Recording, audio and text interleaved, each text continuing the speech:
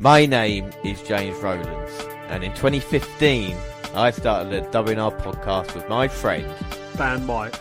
And every month we bring you the latest collections, newest content, 205 Live and the crown jewel of the WNR NXT update. Also each month the latest pay-per-views, and we are live not only for the Big Four but every takeover as well. Plus, in 2019, we go back 20 years and witness the Attitude Rise and the WCW's demise. Until we've watched everything, we are with you, and we are the WNR.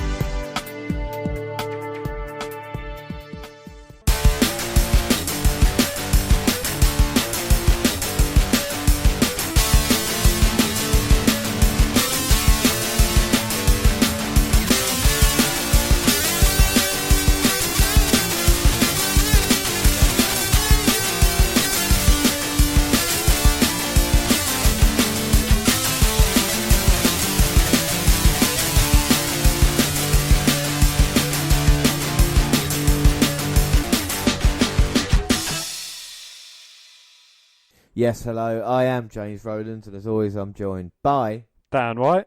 And today it's a WNR234, it's WWE versus WCW, and on today's show we've got WWF Fully Loaded 1999, one Raw and one Nitro. But before we do anything, let's start with the alternate intro. And James Bond, pointing a gun at Elektra, says, "Call it off, I won't ask again, call it off, call it off!"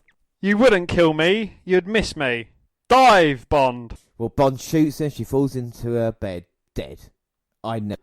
And that's from Well's Not Enough, which came out in 1999. Well, I'm so glad that you didn't do the Sean Connery Bond accent with that. And now we move on to the intro. In 1999, WCW and WWF were the two biggest companies in the world, and for the past couple of years had traded the number one slot. But as the year started, it seemed WWF had a plan to continue its hugely successful Attitude Era, while WCW had seemingly lost the plot. Rather than focusing on the younger talents like Booker T, Jericho, Benoit and the Super Over Goldberg, it instead pushed over-the-hill stars Hogan, Piper and Flair and continued the NWO even though it had passed its peak. This year, the WNR podcast goes back 20 years and witnesses the WWE's rise and the WCW's demise. This is WWE versus WCW, Monday Night War, July 1999. Well, we start off in the WWF and we're heading for the end of an era match between Stone Cold Steve Austin and The Undertaker with Vince McMahon's future on the line. Also, The Rock would face Triple H in a strap match, plus Ken Shamrock look for revenge versus Steve Blackman. It is the 25th of July 1999 and we're in Buffalo, New York. The arena is Marine Midland Arena. And the attendance is 16,605. And as always, your commentators are good old JR and Jerry the King Lawler. Yeah, I mean, the pay-per-view buy rate for this was 0.94, which is great during this Attitude Era's run. So let's just run through the card quickly. And we start off with the WWF Intercontinental title on the line. Edge versus Jeff Jarrett. That's JEFFJARRETT. We've got a WWF World Tag Team title, 3-on-1 handicap, no disqualification match. And it is Michael Hayes and the Hardy Boys, Matt Hardy and Jeff Hardy versus the Acolytes, or an Acolyte, I presume. We've got the European title match, Midian versus D'Lo Brown. We've got the WWF Hardcore title match, Al Snow versus the Big Bossman. We've got special referee Hardcore Holly is officiating Kane versus Big Show. We've got an Iron Circle match, Ken Shamrock versus Steve Blackman. The rights to DX Tag Team match, Chyna and Mr. Ass versus the Road Dogg and X-Pac. We got a Falls Count Anywhere strap match, The Rock versus Triple H. Main event, the WWF World Heavyweight title, First Blood, end of an era match, Steve Austin versus The Undertaker with Vince McMahon. So for just a standard pay-per-view, there are a few Extreme Rules stipulations. I mean, like I said, we are bang in the middle of the Attitude Era, where Vince McMahon might call it kind of the gory crap, but this is what every kind of match did have a stipulation to it. And I absolutely love Fully Loaded 1999. It's one of my favourite pay-per-views. I remember seeing it as a young boy 20 years ago. Like I said, I did write a review for it, but I can't find it at the moment. But I absolutely love Fully Loaded. It is one of my favourites. But before the event aired live on pay-per-view, the pre-show Sunday Night Heat aired live, featuring 3 matches. In the first match, defeated Joey Az by pinning him half after a powerbomb. In the second match, the Godfather defeated Meat by pinning him performing a Death Valley driver, which he called the Pimp Drop. And in the final match, Christian defeated Viscera by pinning Viscera with a roll-up after Christian's The Brood teammate Gangrel attached Viscera. At the end of the Sunday Night Heat broadcast, WWE Champion Steve Austin was set to do an interview regarding his match later in the evening. As he was making comments, he was his opponent, The Undertaker. Austin was lacerated, giving him a disadvantage in the first blood match. And it's, again, a fantastic story told by the WF, even through Heat, the hour before the build-up. And in the first blood match, Austin getting busted open again. We know he's been struggling recently. And therein lies the story. The Undertaker already has the advantage as the pay-per-view begins. And we start with the opening promo. I'll be missing you when you go. When you go far ahead, somebody's gotta go and go for good. And I'll be wishing too that you know that I will smile and say, this will be the end of an era. Remember all the nights we shared together, and I'll remember every word you said. Yes, I'll be missing you when you go, oh, when you go far away. Bitch, we will see your ass later. The stakes are high. Somebody's gonna bleed. The highest they've ever been. Somebody's gonna leave. This will be the end of an era. The end of an era, indeed. You'll be the end of an era.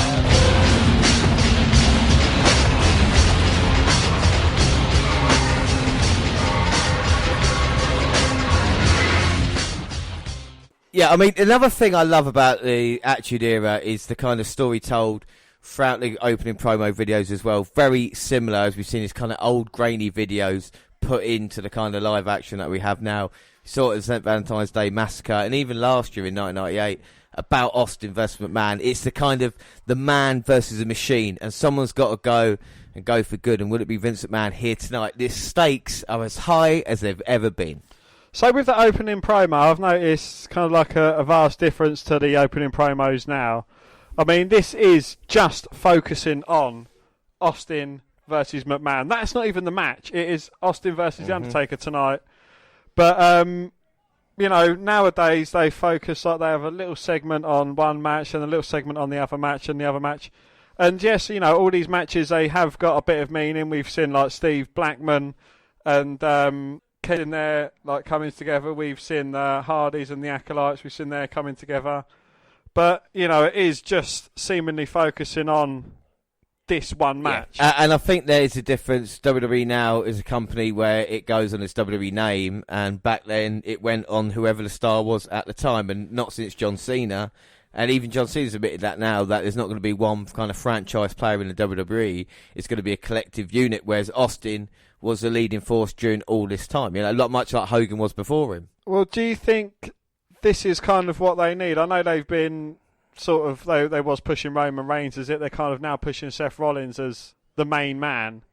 But do you think they should kind of focus on one thing? Like the Kevin Owens storyline should kind of take precedence over pretty much everything else at the moment, or... The problem is with that is overexposure and the fans getting bored of it. Because even Seth Rollins now, as I said, he's started to get a different reaction because fans are kind of getting bored of it. I don't think there's one guy that can come across now who is that likeable, who can get the crowd behind 100%. Look at Kofi Kingston, look at maybe Daniel Bryan could have done. But even then, the reaction when he did come back with the yes chance was subdued. With Austin, Hogan, even the reaction they got was 100% all the time. And to have a superstar built up like that again, I just don't think WWF will do it. I think they're trying to do now, and we just won't see that kind of one star again.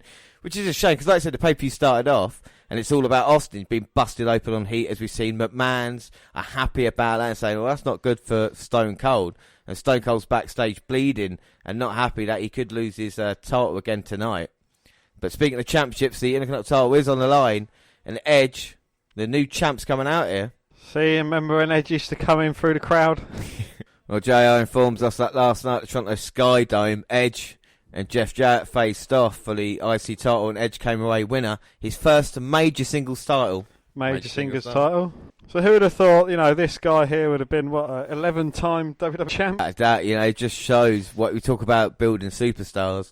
Even though this got a story's focused on the one guy, all these other guys that came from success, who is on the card here, they talk about Edge, people like The Rock, all underneath here and just building their way through Edge at the moment. So, in this match, we've got Edge, he's WWE champion.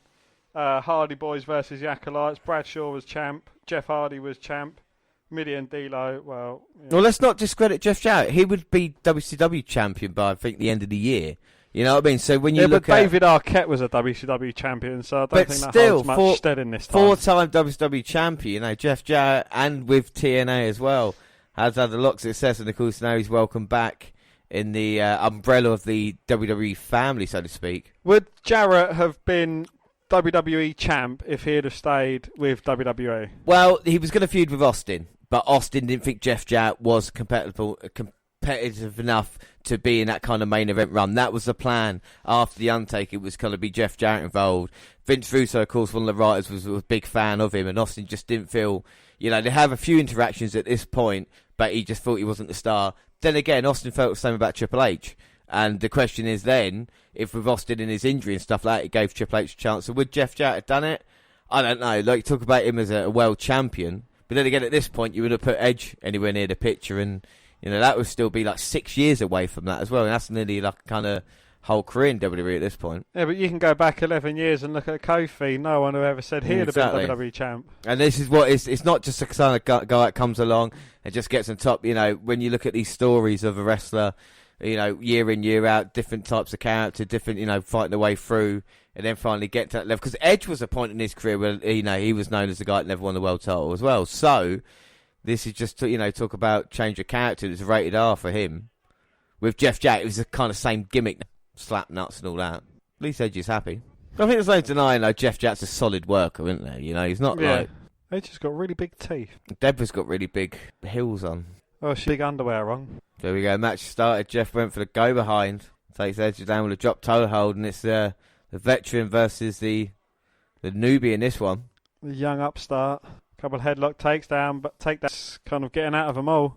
Third time, and a third time Edge is getting out of it. And the fans want puppies. And a face off and a couple of shoves each, and Edge comes out on top on that one. Rush whip, and Edge with a lovely spinning heel kick. And now Edge. Jeff and get out of here quickly. And he gets the 2 count though. 2. So AEW's Jim Ross is on commentary, and AEW's Shirt Stealer Hebner is reffing this match. Exactly. Edge with a springboard fake out. Jarrett ducks, and Edge catches him with a sunset flip into the cover, but only a 2 count again. 2. Oh, Jeff's not happy to get the title belt. That's actually not his. But he's going to take Deborah and get out of here. I would have thought that the referee would have at least counted up to 8. And the fans were only interested in puppies. Sneaky thumb to the eye from Jarrett, and Edge bounces him headfirst off the top turnbuckle and just throws Edge into the stairs. And King of commentary talking about how much he loves puppies and other animals like beavers. Nice whip from Jarrett, but Edge goes underneath between the legs, catches a couple of elbows, but a lovely Northern Lights suplex. Jarrett managing to kick out. I think Jeff doesn't know how to handle Edge at the moment. Irish whip reverse, sending Edge into the corner, but he managed to leap over Jarrett, but might have landed on that left knee badly. Oh, Jarrett has no sympathy and just kicks the knee out from underneath him. And now, like a shark smelling blood, it's going to take out the leg. Bouncing on it, just dropping his whole body weight onto the edge. So Jarrett's kind of classed as a veteran now, but yeah, do stuff with WCW and TNA. Well, it's weird because, Jeff Jarrett from this point on, be his last year in WWF, and he wouldn't be associated with it. And like I said, be doing with other companies the past 20 years from that point. And to actually come back is more of a shock because he's one of the guys that held WWE hostage for money and, basically just always was against them. And it's weird that they would let him back in. And even other wrestlers they have forgiven, Jeff Jarrett somehow, I don't know what it is. I don't know what it is about him that made him come back to the WWE family. But Edge is in serious trouble at the moment. And Jeff Jarrett's so happy about being in control. Hanging Edge up on that second rope, choking him out. Dropping his weight on the back of Edge. Now doing his double J strut. I can't see what WWE sees in Deborah. Well, Jarrett there coming under, hanging Edge up on that second rope. Deborah's very interesting how she got where she got. Let's forget she was married to Mongo McMichael. Came into WCW through that way, and then a relationship through Jeff Jarrett kind of got the win over to the WWF, because she'd end up with Stone Cold Steve Austin as well, so she didn't do too bad in the end. I mean, obviously she got beaten up by Stone Cold, and that's why he got arrested for, but people don't really talk about that much because it's Steve Austin, It's not like it's Edge. Indeed, yes. Didn't get done for rape, but that gets forgiven, and other people with other stuff, but each to their own, I suppose. As Jeff Jarrett lowers his head, Edge catches him. But the flapjack there, taking Edge out. Oh, there we go. Jeff dodging Edge. Made once and twice, but then catching him in the sleeper. And now Edge might be falling asleep. And Edge now slowly falling asleep. But the crowd get behind him. And this young man might have a 24-hour title reign. He's trying to fight up against it. As he's slowly passing out, Earl Hebner's checking closely. He's saying he's got one on the canvas now. And now the referee's going to check the arm. Goes down once and twice. Is it 3 times a lady? No, Edge is still in this match. Can he get back to his feet and try and alleviate some of the pressure? Even Deborah can't believe it. And the fight out begins. I mean, who would have thought it? Edge nearly passing out to a side headlock / sleeper. And they're working the midsection. Finally out of it. Turns it around onto Jarrett. Jarrett with a backdrop attempt, but Edge lands on his feet, rolls him up. 2. No, only a 2 count. 2. Edge with a lovely variation of the sunset flip, but still unsuccessful. Jeff Jarrett again, just going to poke to the eye, trying to get control. Seen that a couple of times. Edge sternum first. They hit each other's head. Yeah. And then Edge kind of passes out, or falls after being headbutted by Jarrett, and inadvertently falls into Jarrett's knackers. Well, head on head twice there. Now we'll have an account of both men down. Now both men struggling to get to their feet. Jeff Jarrett comes running in, right hand, but gets blocked by Edge. Jarrett coming in for a second and third attempt, but unsuccessful. A nice heel kick by Edge. Boot to the midsection. A lovely swinging neck breaker. No, Edge is going to try and take advantage, going off that second turnbuckle. Jarrett moves out of the way thinking he's more intelligent, but Edge lands on his feet. Rolls him up in an inside cradle. But Jarrett managing to kick out. I should reverse by Jarrett, but Edge manages to get his foot up. God. Tornado DDT off the second ropes. That was a beautiful move, but Edge not capitalising on it. Maybe trying to build up bit of energy with Scream. Is he going to go for the spear? Jarrett sidesteps it, throws him to the outside. Oh, wait a minute. Gangrel. He's had his problems with Edge and Christian recently. Gangrel's attacking Edge from behind. We're going to see a bloodbath. Oh, Edge must have managed to fight Gangrel off, and Gangrel's just laying there. And that's how you outsmart the heel. The blood on the floor, and so is Gangrel, but Jarrett managing to attack from behind. Finn now going to go off the top. Diving crossbody. Edge rolls through into the cover. Oof. No, just a 2 count. 2. Edge checking with Earl Hebner there. Irish whip. Lowers his head. Sunset flip, but Edge manages to sit down on it. Rolls up Jarrett. And Jarrett again managing to kick out. Oh my God, beautiful there. Irish whip. Jarrett went for the leapfrog, but Edge turned it to a set-out powerbomb. Jarrett gets his shoulder up at 2. 2. And Edge now is going to look to end things here to Jarrett. Hits a spear. Well, bad shoulder and all. Now Deborah's up on the apron. Calling Edge over, looking to release them puppies. You talk about a big distraction. Both men hit each other, and Edge knocks Deborah off the apron. Gets hung up on the top rope by Gangrel. Skull-crushing finale by Jarrett. Well, the stroke by Jarrett gets the job done. He is your new Intercontinental Champion with a big Deborah, but Gangrel as well. Your champion again. Dan, what are your thoughts? It's good, you know. You can see it's obviously leading to a story between Edge and Gangrel. Jarrett was kind of like a pawn in this little game between the two former Brood members. But am I getting bored with Jarrett's IC title reign? I think I am. Change it up, try and have a quick bait and switch as they did with Edge being 24-hour champ. But like I said, Jeff Jarrett says he is the greatest Intercontinental Champion of all time. And Jarrett is still in the ring talking. And Austin's in the back and they're bandaging him up. And they said they're going to hold for a little while. But I think... And Austin's on the warpath at the moment. Of course, he's going to look for The Undertaker and anybody that gets in his way. Well, Jarrett's in the middle of the ring, got his title belt on. Austin just run into the ring. Stunner on Jarrett. Austin sending Jarrett on his way. I think Austin's one damn pissed off rattlesnake. Well, the interesting thing about this as well is Austin coming out here, and if he loses his opportunity tonight to never have a WF title match, he will be feuding with Jeff Jarrett over the IC title, surely. Don't call me Shirley, but I think that's the way to go.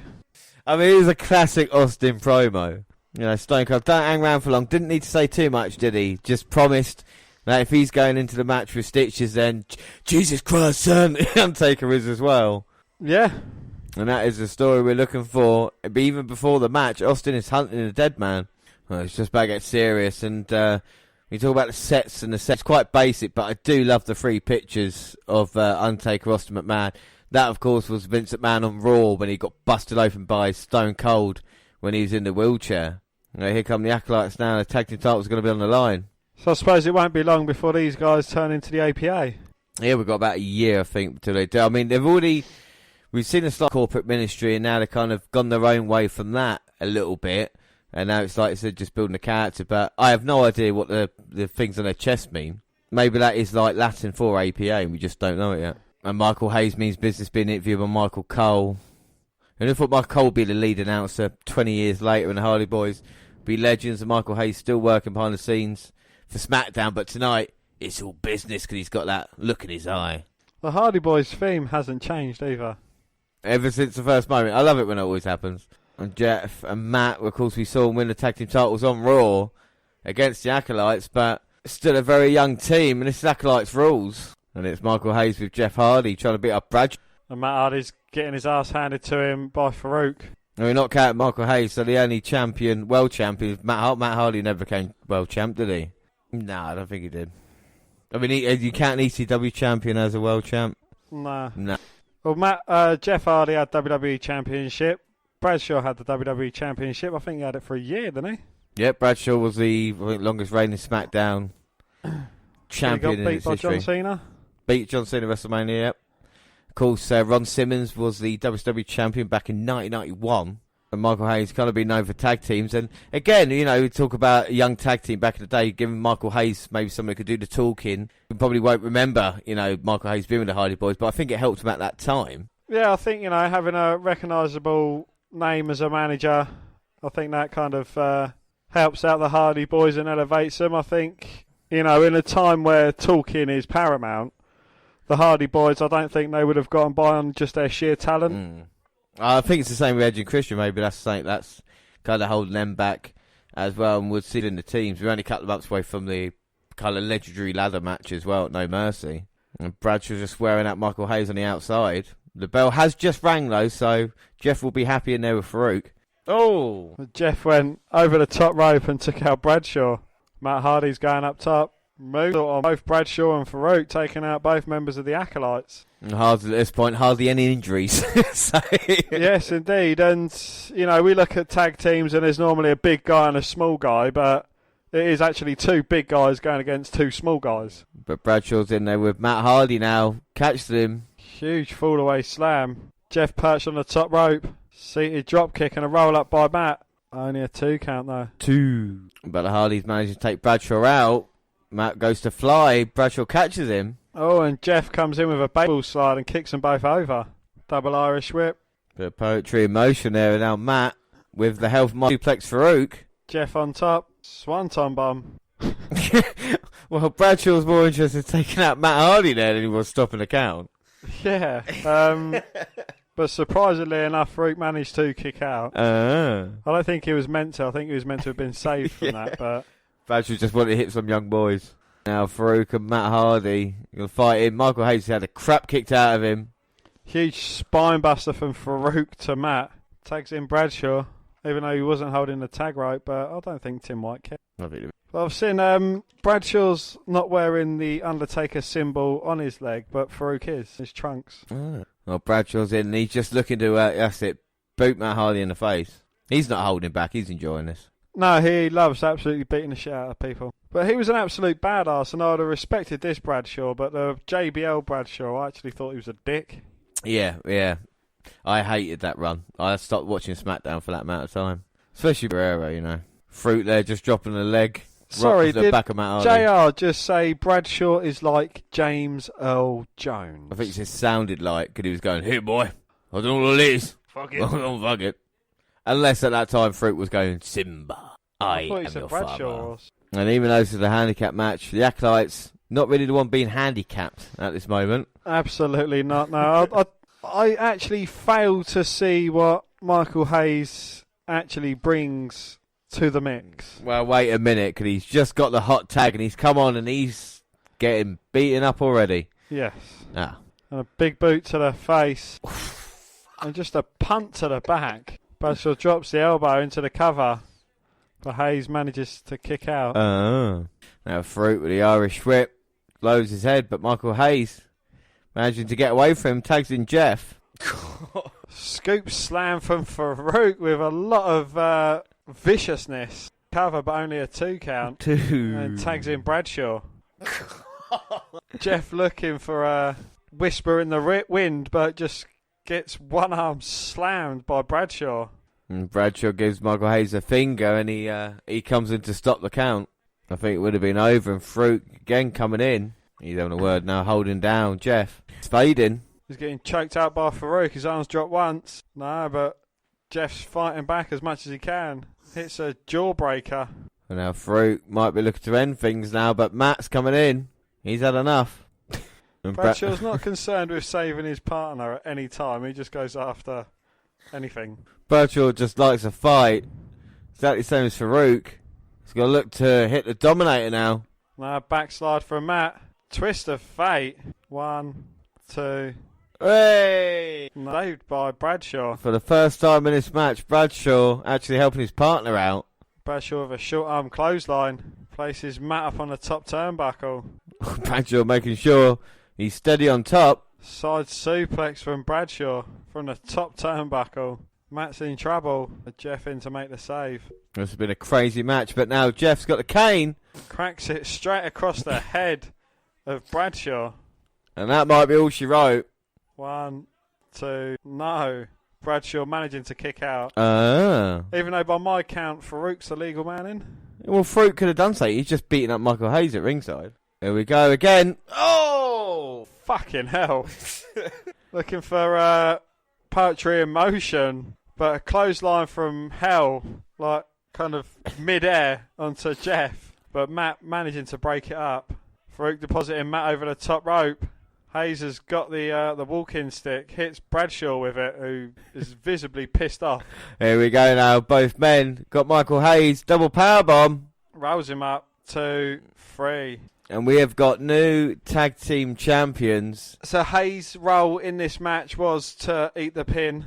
Well, and it's weird because the Freebird rule is created due in part to Michael Hayes. So to them to lose it due to their third partner as well is quite apt, and not a bad match, a bit of a mess at times, but again, a contrast between the kind of veteran as in like Farouk and what Bradshaw is to what the Hardys are, and there's still a lot of potential there, and again, 4 guys who would have a very big impact in the next 20 years as well in what they do. Absolutely, yeah. So it's interesting to see, and this is why the Attitude Era is so good, because of the stars of tomorrow. But Farouk, look how happy he is that he's won the tag team titles. Absolutely. He is ecstatic. And we can see the replay of the clothesline. And we cut back to Austin backstage, and he's a man on a mission looking for The Undertaker. Alright, so up next it's the European title. And did I say, I don't mind D'Lo Brown, because if you looked at his performance these past couple of years, he's been pretty consistent. And even that interview 11 months, it's been 9 long months since I've been champion. It takes more than putting it out of the bag, which Midian did for Shane McMahon's bag to become champion. And D'Lo, it means something to him, and he's not a bad performer. Do you think they could have done more with D'Lo Brown? They could have given him a bigger head nod as he was walking down, and a few bigger shakes. But yeah, you know, he was a solid performer. I just don't think he kind of had the attitude to progress in the Attitude Era. You better reckon. So I think, yeah. The thing is, he's still a bit, you know, the connection with the nation and everything like that. Can D'Lo come out in his own right? And he'll be looking to become European champion again against Midian. And Midian, one of the strangest, I think, characters ever. Don't get me wrong, I love the Attitude Era, but I never got Midian. No, he wasn't really someone that I'd get behind. I think it was a case of maybe McMahon being loyal to the guys that stayed. You know, Mideon's a guy that was part of the tag team division for a long time. You know, as the Goodwins, you know, the Godwins, and to be around that time and now come here as part of the corporate ministry, been involved in quite a major storyline. But again, I think he was just a bit player in this. You know, he wasn't really anyone that was ever in focus. Well, I think one of the main differences I like with WWF pay-per-view at this time and WCW's is that there's no kind of meaningless matches. The 3 matches that we've had so far have all been title matches. You know, even this one, which is not great, at least it's got a meaning to it. With D'Lo wanting to be champion, and Mideon slapped him to begin with. Well, it could have been a third title change in 3 matches. And D'Lo's got a lot of fire in him as he takes out Mideon with a clothesline. And the punches in the corner. I think, you know, as you was saying, D'Lo did have something about him in the ring. I don't know if it's. I think it's a bit, you know, a bit likability factor. I mean, I cannot confirm or deny if this, you know, kind of push for him stopped after the Joss thing would happen. I mean, we are about a month away from that, but I wouldn't think like kind of it was like a complete accident, you know, like as D'Lo sends Mideon to the outside. Suicide dive through the ropes, takes out Mideon. Oh my God, D'Lo with a right hand, just not going to taste that Mideon's mouth. Oh my God, D'Lo went for the Irish whip, but reversed by Mideon. Throws him into the steel steps. And changing momentum kind of changes the whole match up now. Mideon's in complete control. I thought they'd have both reached the count-out stage of things. It's weird the referee's gone out to follow the action instead of trying to get it back in ring. As Mideon hangs D'Lo up on that barricade. Big right hand by Mideon, dropping D'Lo. He's just too slow. He's very annoying. I don't even know his finisher. Like with D'Lo, at least I know like Sky High and the Low Down and stuff like that. Irish whip to Mideon, but Mideon reverses it. A clothesline turns D'Lo inside out. Mideon goes for the cover, but D'Lo managing to kick out. And a gut wrench powerbomb there by Mideon on D'Lo. Mideon with a sleeper on, just taking D'Lo out, and I think that's what we've seen in every match so far is a sleeper. We have indeed. Let's hope they do the old arm drop as well. Well, the arm dropped a couple of times, but D'Lo managing to get up now. Fighting out with a few elbows to the midsection. Oh, but a shot blocked and a neck breaker from Mideon. Cover from Mideon, but D'Lo managing to kick out. And it's been Mideon dominating now. I mean, if he beats D'Lo here tonight, he might be validated as European champion, since he hasn't beaten anybody for it. I don't even think he's defended it. Mideon with the kicks in the corner, but D'Lo's firing out now, managing to turn the momentum. A few slaps across the chest from D'Lo. But a thumb to the eye and a elbow to the back of the head. Restores Mideon's control in this. Sunset flip by D'Lo into the pin, but Mideon just managing to kick out. A bit of quickness there by Mideon, getting a clothesline in. Mideon Irish whip in the corner, D'Lo with a boot up low. Mideon coming in for a second attempt, but D'Lo again with the feet up, now perched on the second rope. Really funny looking tornado DDT into the cover, but only a 2 count. 2. Oh, Mideon went the Irish whip, D'Lo dodged it, Sky High. Need to go up top to try and finish this and reclaim his European Championship. Drops a leg across the throat for good measure. And can D'Lo take advantage? Frog splash, 1, 2, 3. And we've got a new European champion in D'Lo Brown. Dan, what do you think of the match? Overlooking it wasn't the greatest match. It's not the most memorable of matches. I don't know. It's really not keen on Mideon. D'Lo, yeah, he's not terrible, but he's not anything, you know, spectacular either. I think D'Lo's solid enough, and I think there's something good about him, but this match is the worst of the night so far. It's just too slow, even though it's probably the shortest one of them all.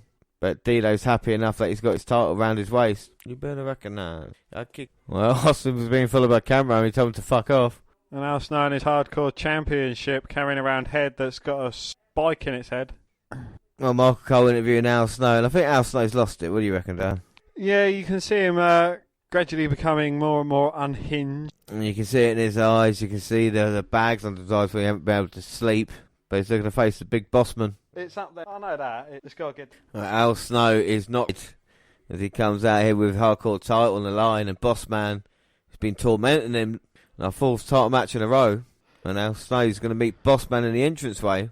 Drops head at his feet, and he's kind of begging for Bossman to hit him with a nightstick. And Big Bossman, instead of hitting Al Snow, he kind of hits the spike further into Head's head And Al Snow feels the pain, and then that just pushes Snow over the edge, and he starts attacking Bossman, who starts fighting back now. And Bossman sending Al Snow into that big structure of all the seats. Snow into one of the travel carry cases, and he's trying to relocate his nightstick. Al Snow got up and he's got something in his hand. Sandbag straight to the head of Bossman. And Bossman sending Al Snow into the stage. Knocking down those lights, might end up electrocuted. Bossman with the right hand and sending Al Snow into Vince McMahon. Well, a sign anyway. Now go backstage. Sending Snow into some wooden signs and just breaking a bit of timber over his back. Oi, we lost the cameraman. I wonder if that's the same poor sod that Austin took out earlier. Well, Bossman tried to go low to take Al Snow out. Jabbing him with a flag of some sort. Like stabbing it in his side. Now Snow with the jabs. And he's outboxing Bossman at the moment. And a tray straight to the forehead of the big Bossman. There's a bloke using a payphone in the background. Oh! Boiling hot coffee over the face of Bossman, and Al got him some on himself and said, "Damn it, that's hot." A trash can over the back. Suplexes Bossman through a table. And what a mess they've made. Snow looking to smash Bossman over the head with the coffee urn. Bossman blocked it and returned the favour to Snow. Bossman with a first down sign. Changed it to fourth down. It's time for a punt. Al Snow just wants Bossman to make it stop. Bossman asking, and Al Snow's fighting back. Now right into the Metal shuttering door. Bossman looks set to drive a vehicle. well, Bossman can't get the golf cart started.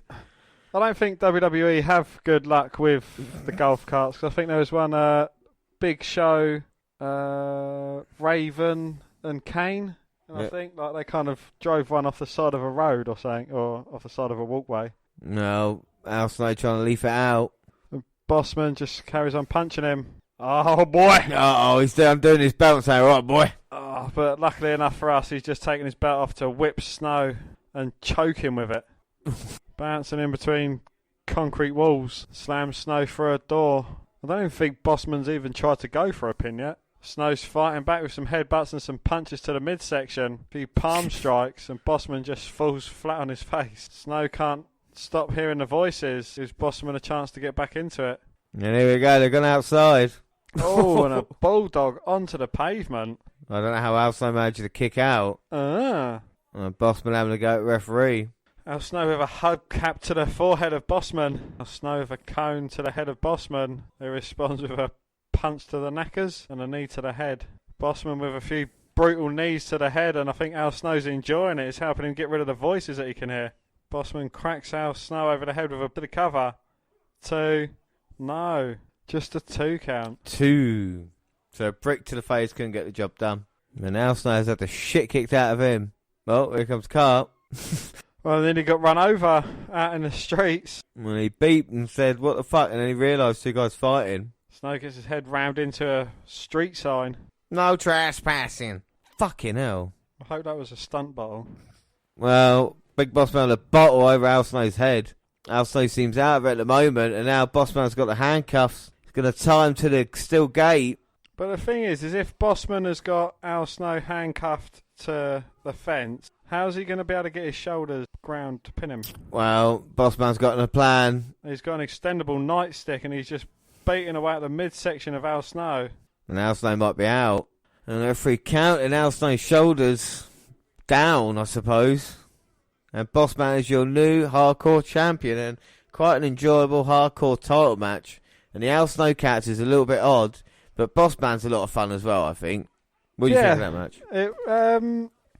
Again, there was some bits that was very, very unbelievable. The brick to the head, and the amount of punishment each man can take and come back kind of straight away from it. But it is entertainment, and it was very entertaining. And 4 matches and 4 new champions. It doesn't look good for Stone Cold Steve Austin here tonight. So Al Snow and Bossman, they've kind of had quite a few comings together. Yeah, they still would. This is the kind of storyline for the whole kind of year, isn't it? Mixing it up all the time. Kind of makes it fun. Up next should be a good match, and it's going to be the Big Show versus Kane with the Big Shot, Hardcore Holly, a special referee. So the hug it out moment thing kind of started between X-Pac and Kane and progressed to Daniel Bryan and Kane. Yeah, I mean, this is a true... Talk about storytelling. You know, this is a story here with a match between two guys that has got 4 or 5 other different areas to explore into it. And I think that's what makes it so clever. I mean, you look at kind of like they talked about with Kane and The Undertaker looking like they've been together to stop the Big Show because Big Show and Kane have been, you know, feuding with King of the Ring and stuff like this. But Kane, who had been tag team champion of X-Pac, still had feelings and, like I said, brought that human side to him. Finally taking out The Undertaker. And you hear the response from the crowd. This is what they want as well. This is Kane, I think, being used correctly. Then you throw in the Hardcore Holly Big Show storyline of Big Show wanting to kill Hardcore, but Hardcore thinking he belongs because he's a kind of giant as well, which is a kind of funny storyline put into more serious.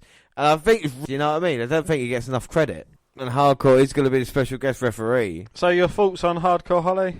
Hardcore is a guy who, again, I don't know if it's due to loyalty with a company, but stayed around a lot longer than I thought.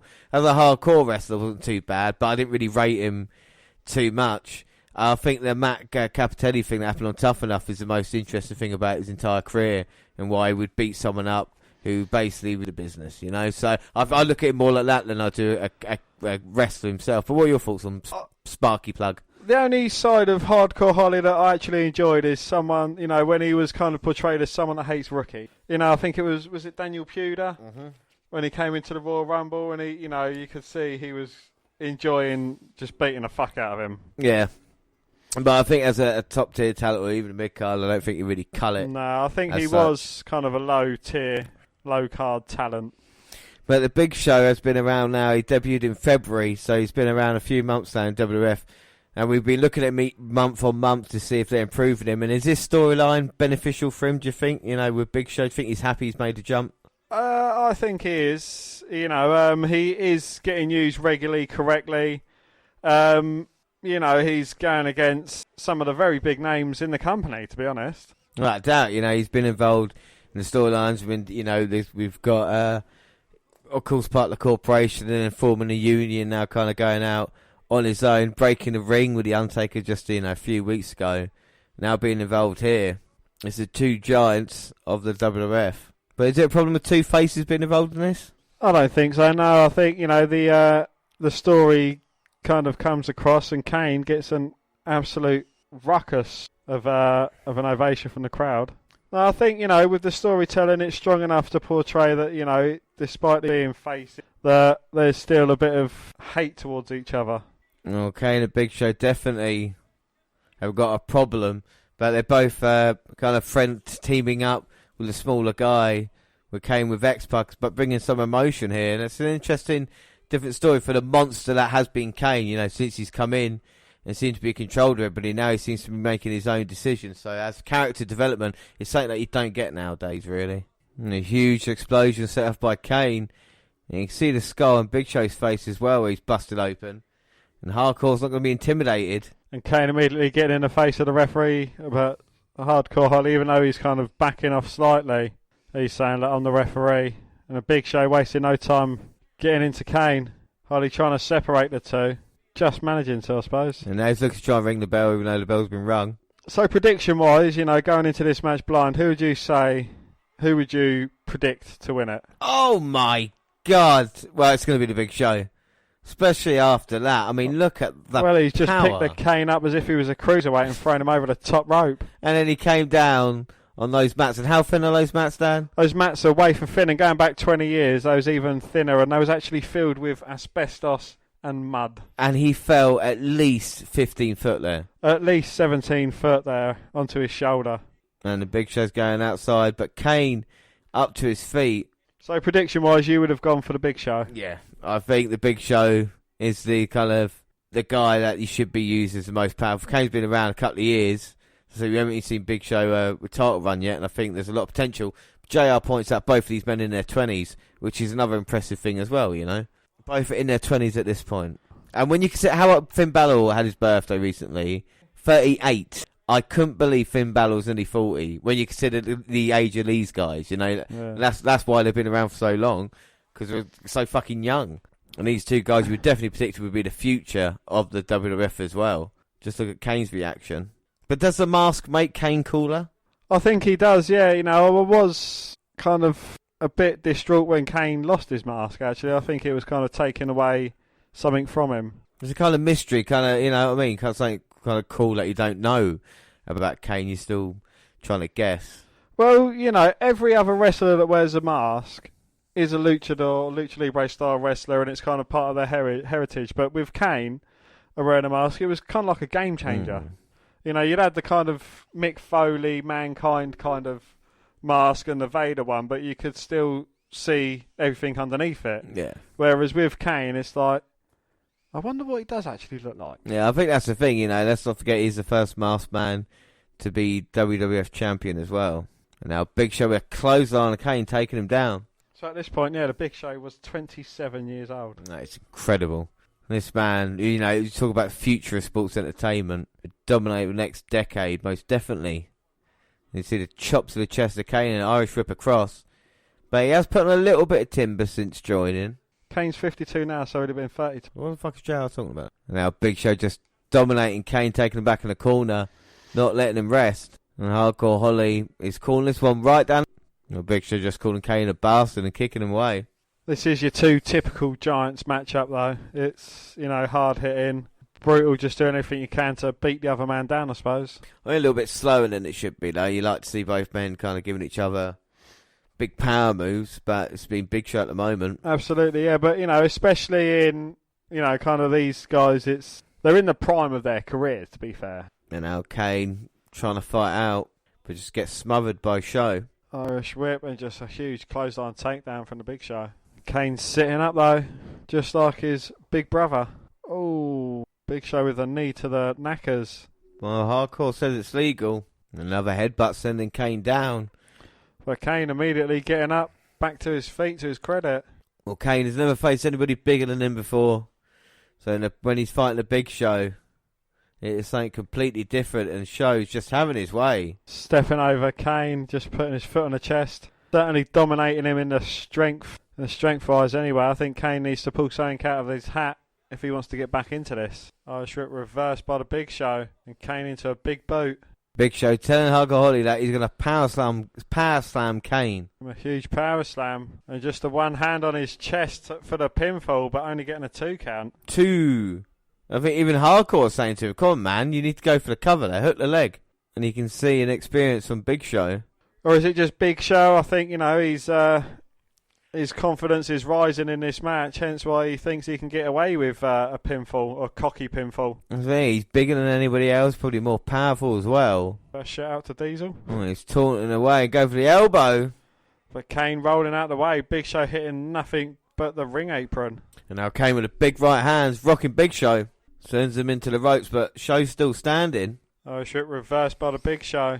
Oh, Show dropping his head. Kane using it to his advantage, hitting a lovely DDT. Well, Hardcore saying that Kane pulled the hair. Well, I don't think he did, but Kane now looking to go up. Here comes Kane. Kane and a huge clothesline takedown. Poised for the choke slam. Oh my God, surely not. Well, don't call me Shirley, but it looks like he's going to try and summon the strength to lift a Big Show and slam him. And here he comes in at Hardcore. What? Holly's gone down low. Chop block to Kane. Just as he was about to take the Big Show out. Now the Big Show with a choke slam. X-Pac in 3, And 2. Hardcore Holly goes for the cover. Bit of a fast count. Big Show gets the victory. And now here comes X-Pac with a spinning heel kick, taking out Hardcore. And Kane sits up. Big Show turns round. Undertaker's made his way to the ring. Choke slam to X-Pac. And now Big Show just mauling Kane at this moment in time. Austin in 3, 2. Well, the fans chanting as well, as this is Unholy Alliance, Big Show and The Undertaker. They're taking Kane out, and The Undertaker's saying that's the error of his way. Big right hand and a Big Show as well.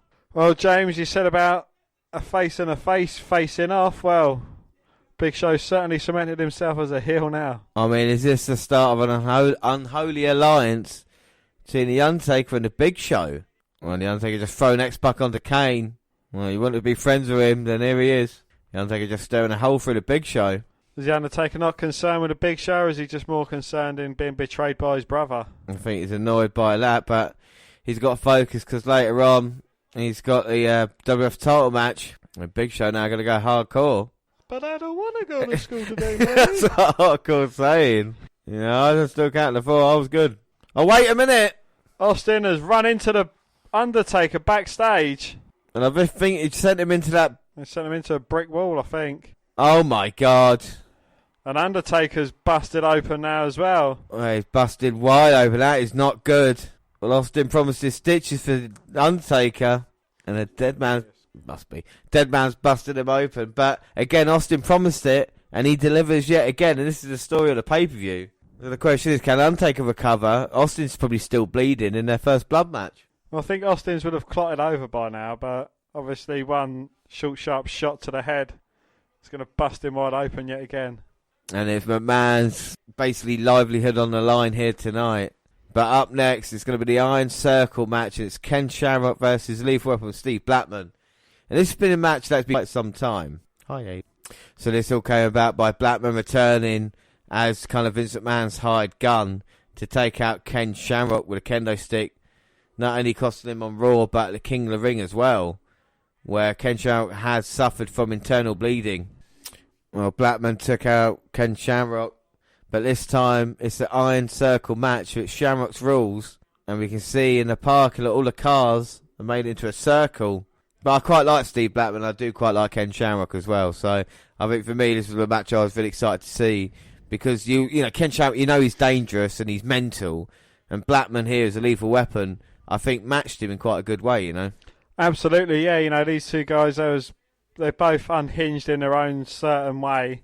Definitely made for a very interesting match. I think Ken Shamrock deserves a lot of credit. I mean, he's a lot better worker than many people think, and I think he's very popular as well, very over as a face. I think he kind of got treated badly during the corporation, when McMahon kind of made him look like a fool and everything like this. Shamrock's kind of reputation got hurt a little bit. Absolutely, yeah. But we can see the wrestlers in the cast. We see Droz and Albert. We've got Val Venus as well, and Shamrock. Viscera. Shamrock doesn't look happy as he's coming out here. And he's got his fist taped. He's ready for action. Not wearing his wrestling gear, just jeans. And the line down to top. Well, the rules are... There are no rules. Shamrock scaring the referee into the shadows. Test. I've just seen Test and Albert are on the same card. And Steve Blackman there comes charging towards Shamrock, but Shamrock sidesteps it. Throws Blackman onto the car. He smashed one windscreen. Now he went to toilet another car. Jaws taking evasive action. No need. Oh my God, Shamrock went for Blackman's head. Blackman dodges. Shamrock put his hand through the windscreen. And that's 2 windscreens smashed. 2. Oh my God. Another window smash. Blackman went for the sidekick. A slam onto the hood of the car, or to the bonnet of the car if you're English. And a blatant low blow punch to the knackers. Is that Sergeant S. Laughter? Yep, he's looking on as well as Blackman sends Shamrock into the concrete. And a thunderous side kick there sends Shamrock straight into the bonnet of the car. Or the hood if you're American. Well, he went flying onto it. And now Blackman's disappeared. He's coming back with a steel chain. Oh, well, luckily enough for Shamrock, he managed to get out of the way just in time. And Shamrock with kicks and punches of his own. This is how he dealt with fights when he was a kid. He used to get all the cars to circle round, and he'll take on whoever stepped up. Scoop slam onto the bonnet of yet another car. And Blackman now's got the tar iron.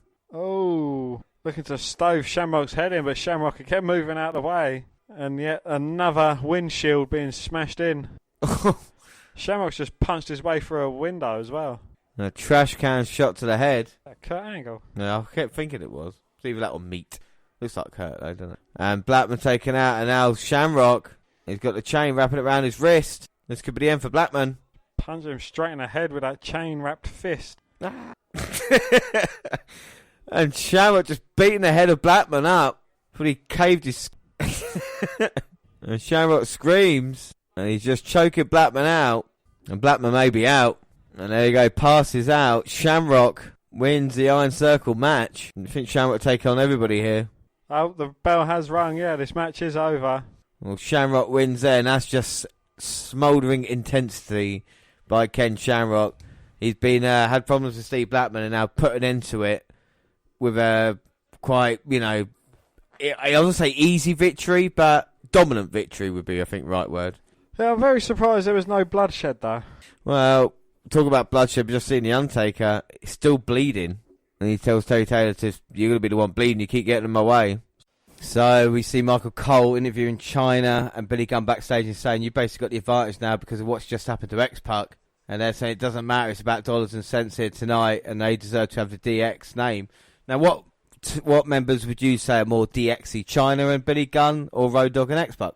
I'd say China and Billy Gunn because China is OG DX.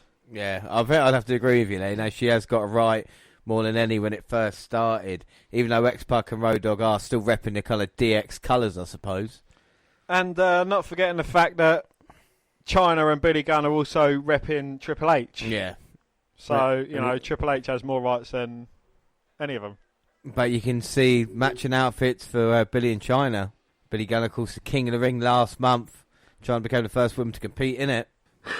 But they don't look like they're decked out in the DX kind of gear. They're just wearing bondage outfits. Yeah, I think that's what it is. You can see the back of these two guys as they come out here. And you would think Triple H teaming up with China might make a little bit more sense. But they said he's moving on up now, up the card. And it's Billy and China. China is cool, though. I'll give her that as a character. They've not done really wrong by China so far. And the question is for Billy, could he be a main event star? So the DX music hits yet again, but for two different members of the Generation X. And this time for Cheers, as we see Road Dogg, the banged up X-Pac. But they are both wearing their DX get-up. So, they seem more DX-y than China and Mr. Air. Without doubt. The good thing is it all seems to interconnect at the moment in time. Like we see the last match kind of went into this one with X-Pac's association. And even Triple H, and of course the main event now, all kind of mean a little bit more because they're all kind of, weirdly enough, in the same storyline, aren't they? Yeah, absolutely. And, any pay-per-view nowadays, I think this would kind of be the main star, but it's kind of fallen into the background. Obviously, there's a lot of other stories going on. And it's interesting to see DX coming to an end, only just like a year and a couple of months after forming, with what keeps it fresh, I suppose. Up in his beard. Road Dogg's fucking awesome on the microphone, isn't he? Absolutely, yeah. But I think that's how the New Age Outlaws kind of work, because you had Billy Gunn was more of the talent in the ring, Road Dogg was more of the talent on the mic, so they kind of bounced off each other quite well. Yeah. Proudly brings to you. But then you can see Road Dogg and X-Pac's point, because China and Mr. Ass, they actually left DX along with Triple H to join the corporate ministry, corporation, whatever it is. You see Billy turning his back on it as well. That's all right, because the fans can do Billy Gunn's part quite easily. So prediction-wise, James, who would you go for in this? Oh, it's going to be difficult, isn't it? I mean, you can't really go against the power of the Billy Gunn and China in this one against Road Dogg and X-Pac, even though you could argue about who deserves it more, What about you?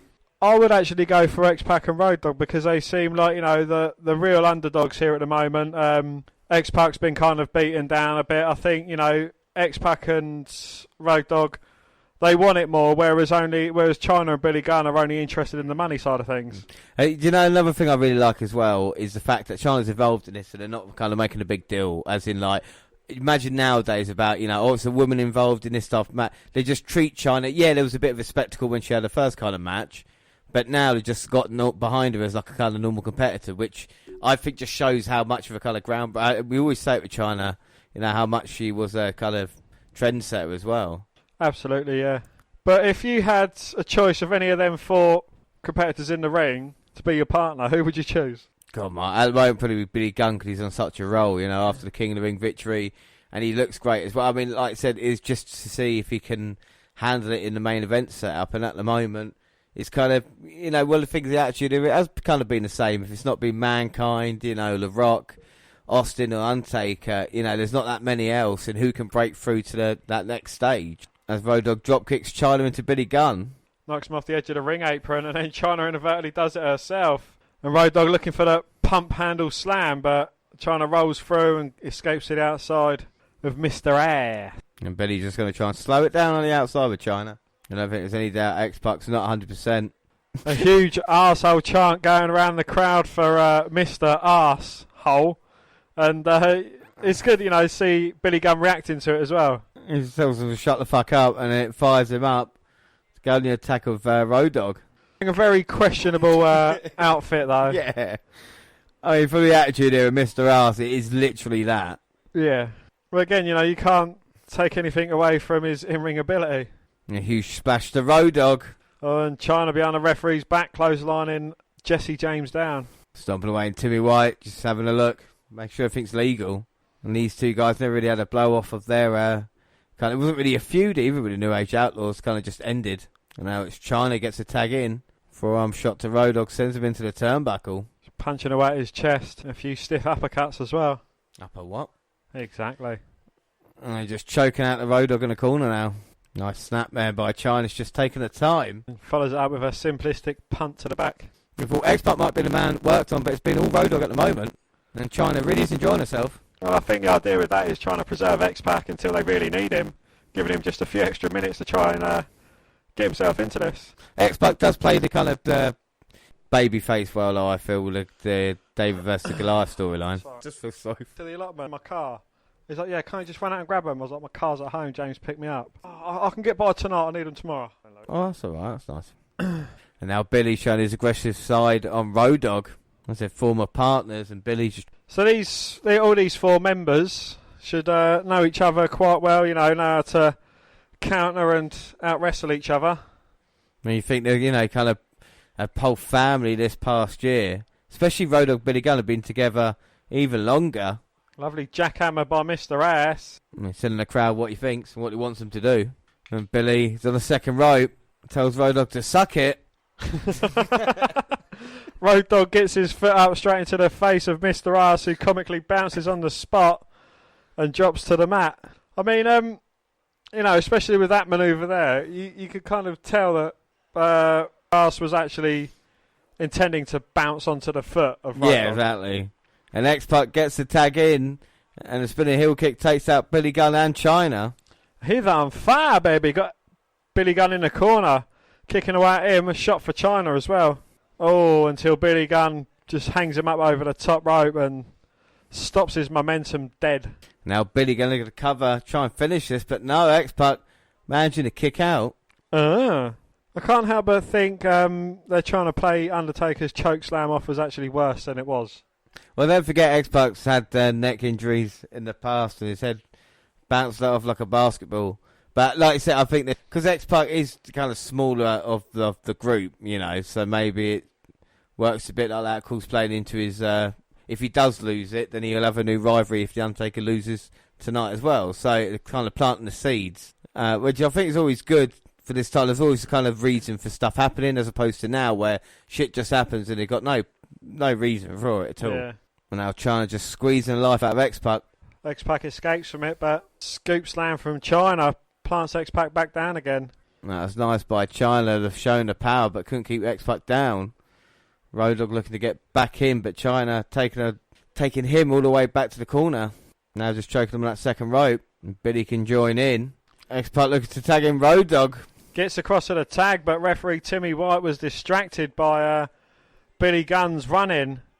Didn't see the tag. And now it's just a 2-on-1 assault behind the referee's back.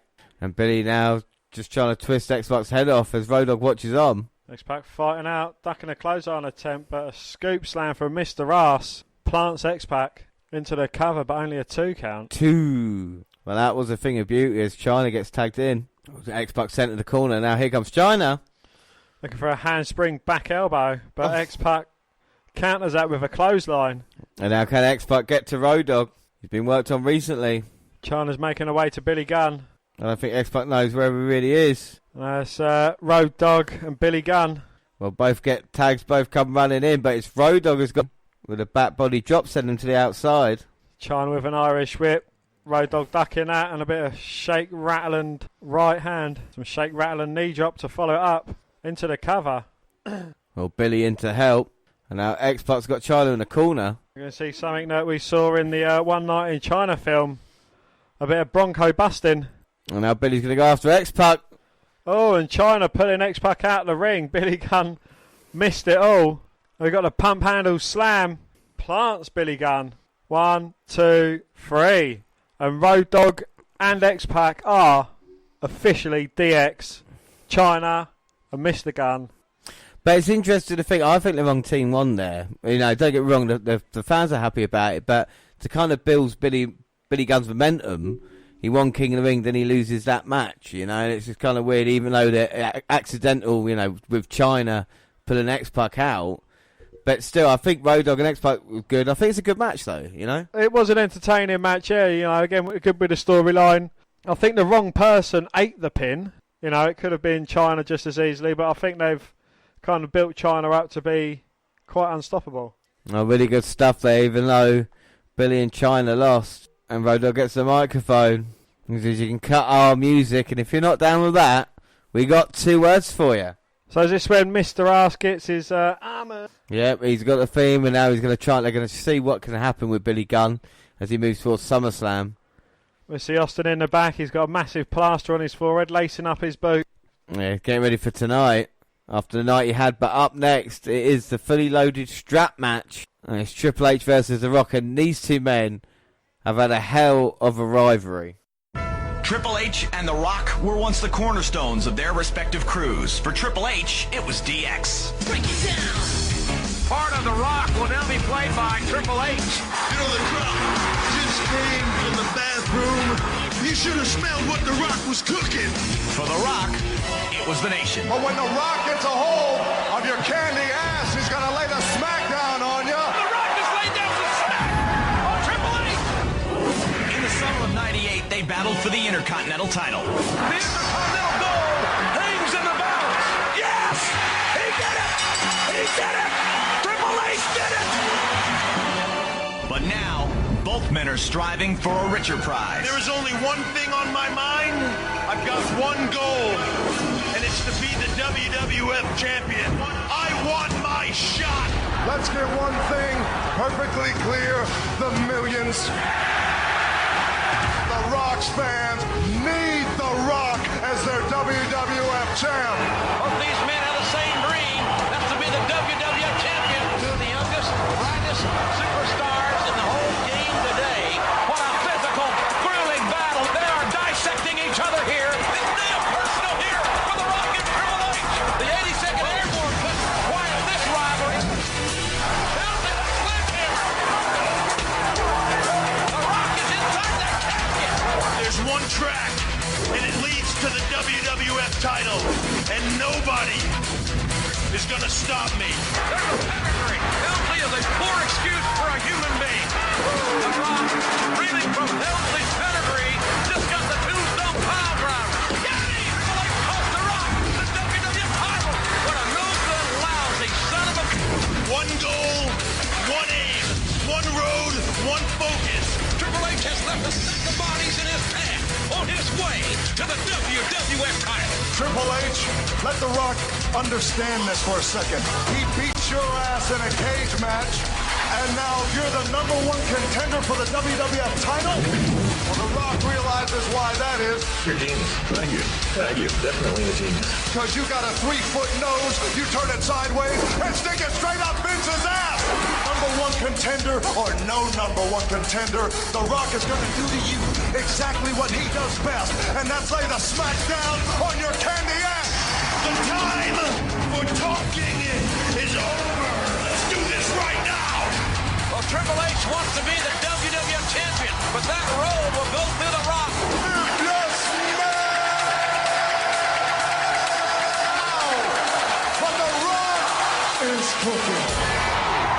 So far since we've been watching this, The Rock started off heel, Yep. went face, Yep. went heel, and he's back as a face. Yes. And Triple H has been a heel, face, heel, face, heel.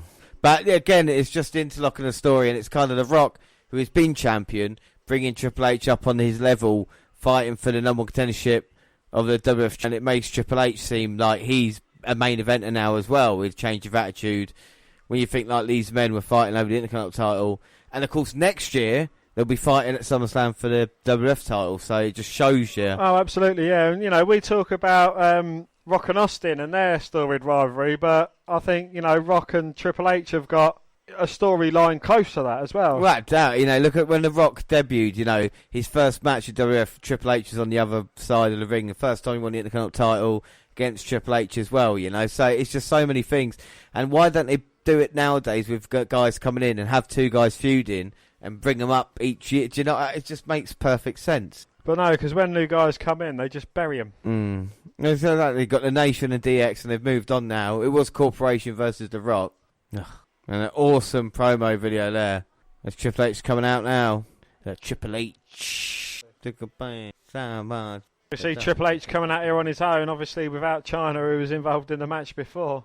You see, so he hasn't really got his water spitting entrance yet, but he's getting there a little bit. Hangs around on the apron. And of course, Triple H got no legal right to DX now.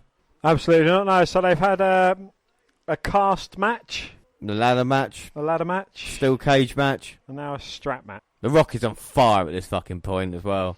This fucking promo he's doing is brilliant. Just think, Rock started off, like I said, as a heel, and now he's one of the beloved faces, only behind Stone Cold. But when he says stuff about Triple H saying the only reason they kick it down because you suck, you believe that they don't like each other. Like, I don't know how they do it. It's like, you're whining to JR about they kept me down for 5 years because I said goodbye to your Rudy Poo friends at Madison Square Garden. He's bringing real life into it as well. There is a general, you can say there's a rivalry about who wants to be the best. And at the moment, The Rock's been to the top of the mountain. So the winner will meet whoever the champion will be at SummerSlam. So again, another reason for this matchup. The Rock's not waiting around. Rock's not even strapped up yet.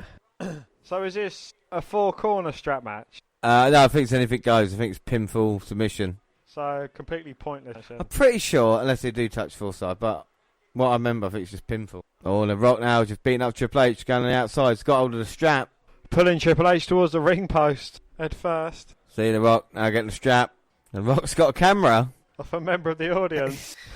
And that'd be a picture to develop, wouldn't it? I was just about to say that, yeah. Wonder what that's worth now. Well, he took a picture with the people's camera. Well, now person's camera. And Triple H now sending The Rock into barricade. It's a fully loaded leather strap. Well, he went for the strap, but The Rock dodged it. Sent him into the announce table. Now The Rock puts Triple H on the Spanish announce table. Triple H just managing to fight back, though. Rock drops sternum first onto the Spanish announce table. And it's all Triple H at the moment. He withstood The Rock's early onslaught. Now he's in control as he throws it back in the ring.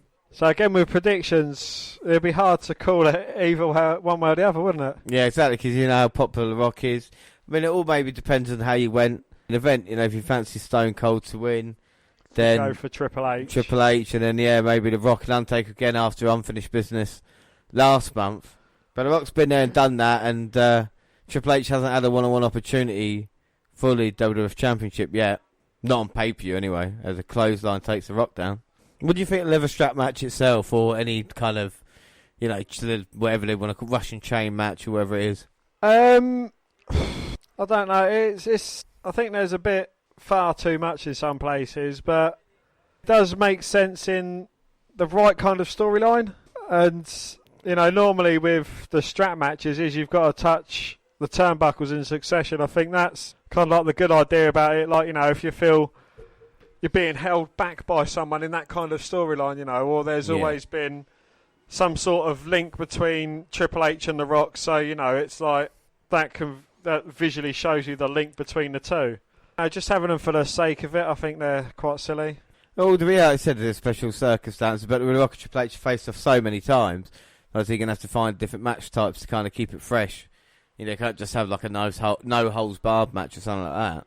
But the thing I do enjoy is that it's not an Extreme Rules type pay-per-view, That's kind of got out of hand, like the Elimination Chamber pay-per-view, we've seen one at New Year's Revolution, we've seen one at Survivor Series. I think, having them dotted here, there and everywhere, but not having their own pay-per-view about it, like Hell in a Cell, and, I think even Money in the Bank as well. Yeah, I think you're right, because even on the WW24 with Batista, he originally pitched for a Hell in a Cell match at WrestleMania, but Vince McMahon said, well, no, it's got its own pay-per-view now, you can't have it. And I think it would have been better as a Hell in a Cell match, Triple H and Batista, as opposed to what it was. And if you can't have it and to tell a story with a feud, then what's the point if it is just that one, or it's this month that you've got to have this, even though it means nothing in the storyline-wise. It's Triple H now taking advantage of the Rock inside the people. Thinks China's not being here is a disadvantage to Triple H? I don't know. I think it makes it for a better match because obviously anything goes in this kind of match. So China could easily just come in, interfere, and finish it off quite quickly. But, you know, because they've had the China match before, she's obviously still recovering from, getting beaten up and whatever went on in that match. So, you know, I think it's good to have these two guys go one-on-one. And, you know, if Triple H is to win, it makes him look better and more legitimate threat. Yeah, I think that's a really important thing as well, to say that, yeah, he did it himself. And I think that does matter, even when it's like, well, it's only really matters who wins. So I think it's how you do it sometimes as well. That shows how good a champion, how you're going to be treated as a kind of main event star as well. As Rock now just laying a smack down, the strap coming back. Oh, but Triple H just dragging the Rock towards him, sending him into barricade. Rock's in a bit of trouble. We spoke about during the DX match how well they knew each other. You know, when you faced off so many times, that's why there's so many guest reversals in this, because they do know each other so well, you know. Well, it's quite apt that Extreme Rules was this month, and this pay-per-view falls in this month, and it's like an Extreme Rules kind of bootleg. But despite all that going on, you know, we've seen like an Iron Circle match, we've seen a hardcore match, we got this strap match, but yet no blood has been shed. No, the only blood we've seen is through Undertaker and Austin, parts, which is of course the main event. Like I said, that kind of brings it in as well. You're like, oh my god, that is going to be vicious then. To keep it apart from, like I said, the other matches we've seen, and from the storyline wise, it all makes sense. The matches that we've had as well. We've seen all the title change. Have 4 title changes. We've seen the rightful owner for the DX moniker. And Shamrock, you know, getting a bit of redemption over Blackman. The number 1 contendership match now, and of course the main event still. And the Rock now, JR says the best. He's getting whipped like a government mule. He's in a strap to full effect. They're whipping it over the Rock's back. Right to the face of the Rock. So how much depth do you think this current roster has to it? I don't think not a lot main event wise. You know? I mean, like, how many wrestlers would you say are in WWE? Oh, less than 100. Yeah, well, definitely. Yeah, maybe less 50. You know, it depends on developmental and stuff like this. The main roster, yeah, maybe 40. Yeah. You look at the Rumble this year and see how, you know, Rumble 99, how kind of soft the roster was in that terms with everybody involved in that card. So yeah, 40, 50. And then they're building it on now, so we're going to get... So we've seen the big show now, of course, we've got the countdown to Millennium come in, and I wonder who that is. Also the New Year as well. Something radical happens. So you're getting all these little bits and pieces. But I think WWE could easily cut their roster in half. Yeah. Right, they don't want to, though. And the reason is they want to stockpile talent. And it's a thing that is not good. The reason why these guys have made it into stars, your Triple H, your Rocks, your Austins, are because they got a chance to breathe, go of it, when the Macho Mans, your Hogans, and your people like that left. And if the people are still going back to legends, it means you won't build the stars that people rely on. That's why we have to dig people out from the Attitude Era and 20 years ago as well. Just look at Raw Reunion. Yeah. You know, these are two guys here. At this time, Triple H and The Rock, Triple H's not been champion yet. And you're looking towards the future, and you go, right, these are two guys in their 20s, much like Kane and Big Show. Absolutely, yeah. And Kane's only had the title for 24 hours at that point as well, so... And again, we've got the action back in the ring now, and Triple H is just whipping the fuck out of The Rock with that strap. The Rock with the right hands, but gets cut off by Triple H. A rake to the eyes from The Rock, a high knee from Triple H kind of slows it again. Now Chyna's composed herself after her match, so she's making her way back down to ringside. Well, if Triple H wants to do it by himself, he won't be happy to see Chyna. Well, Triple H is telling Chyna to have a word with the referee as The Rock catches Triple H, plants him with a rock bottom, with Chyna distracting the ref. Well, Mike Howler can't see what's going on. And The Rock saying, oh. Well, The Rock saying to the referee, get in position, but Triple H with a low blow. So in a match where you can whip the shit out of someone, you're not allowed to use a low blow. Now it's Triple H on the attack in the corner. What is Triple H trying to do here? Crutch him. He's gone over the top rope. I suppose he had to go over the top. He could go off the top. Go off the top to get that, yeah. Well, he's on top now, and it looks like he's going to maybe choke out The Rock. And he's wrapping a strap around the throat of The Rock. And The Rock now is going to be fading fast. And you see the evil look on Chyna's face as The Rock spittle's coming out. Triple H is just draining the life from The Rock. And I think that's it. The Rock may be out. Checking the arm once. That's twice. 3 times maybe. No, The Rock keeps his arm held high, trying to fight back up. Well, that could have gone like tight. Well, The Rock throws Triple H across the ring with a strap. So even the commentators don't know why the ref's counting. Well, both men slowly getting to their feet. You think maybe Triple H got a slight advantage now. But The Rock fighting back with huge right hands, rocking the game. But Triple H with just a knee to the midsection slows him down, backs him up into a corner. Irish Whip reversed by The Rock.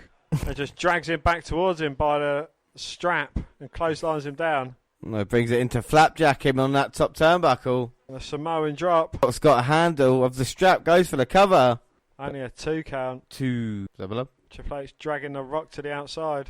Well, The Rock's in a precarious position now, and Triple H taking the strap off.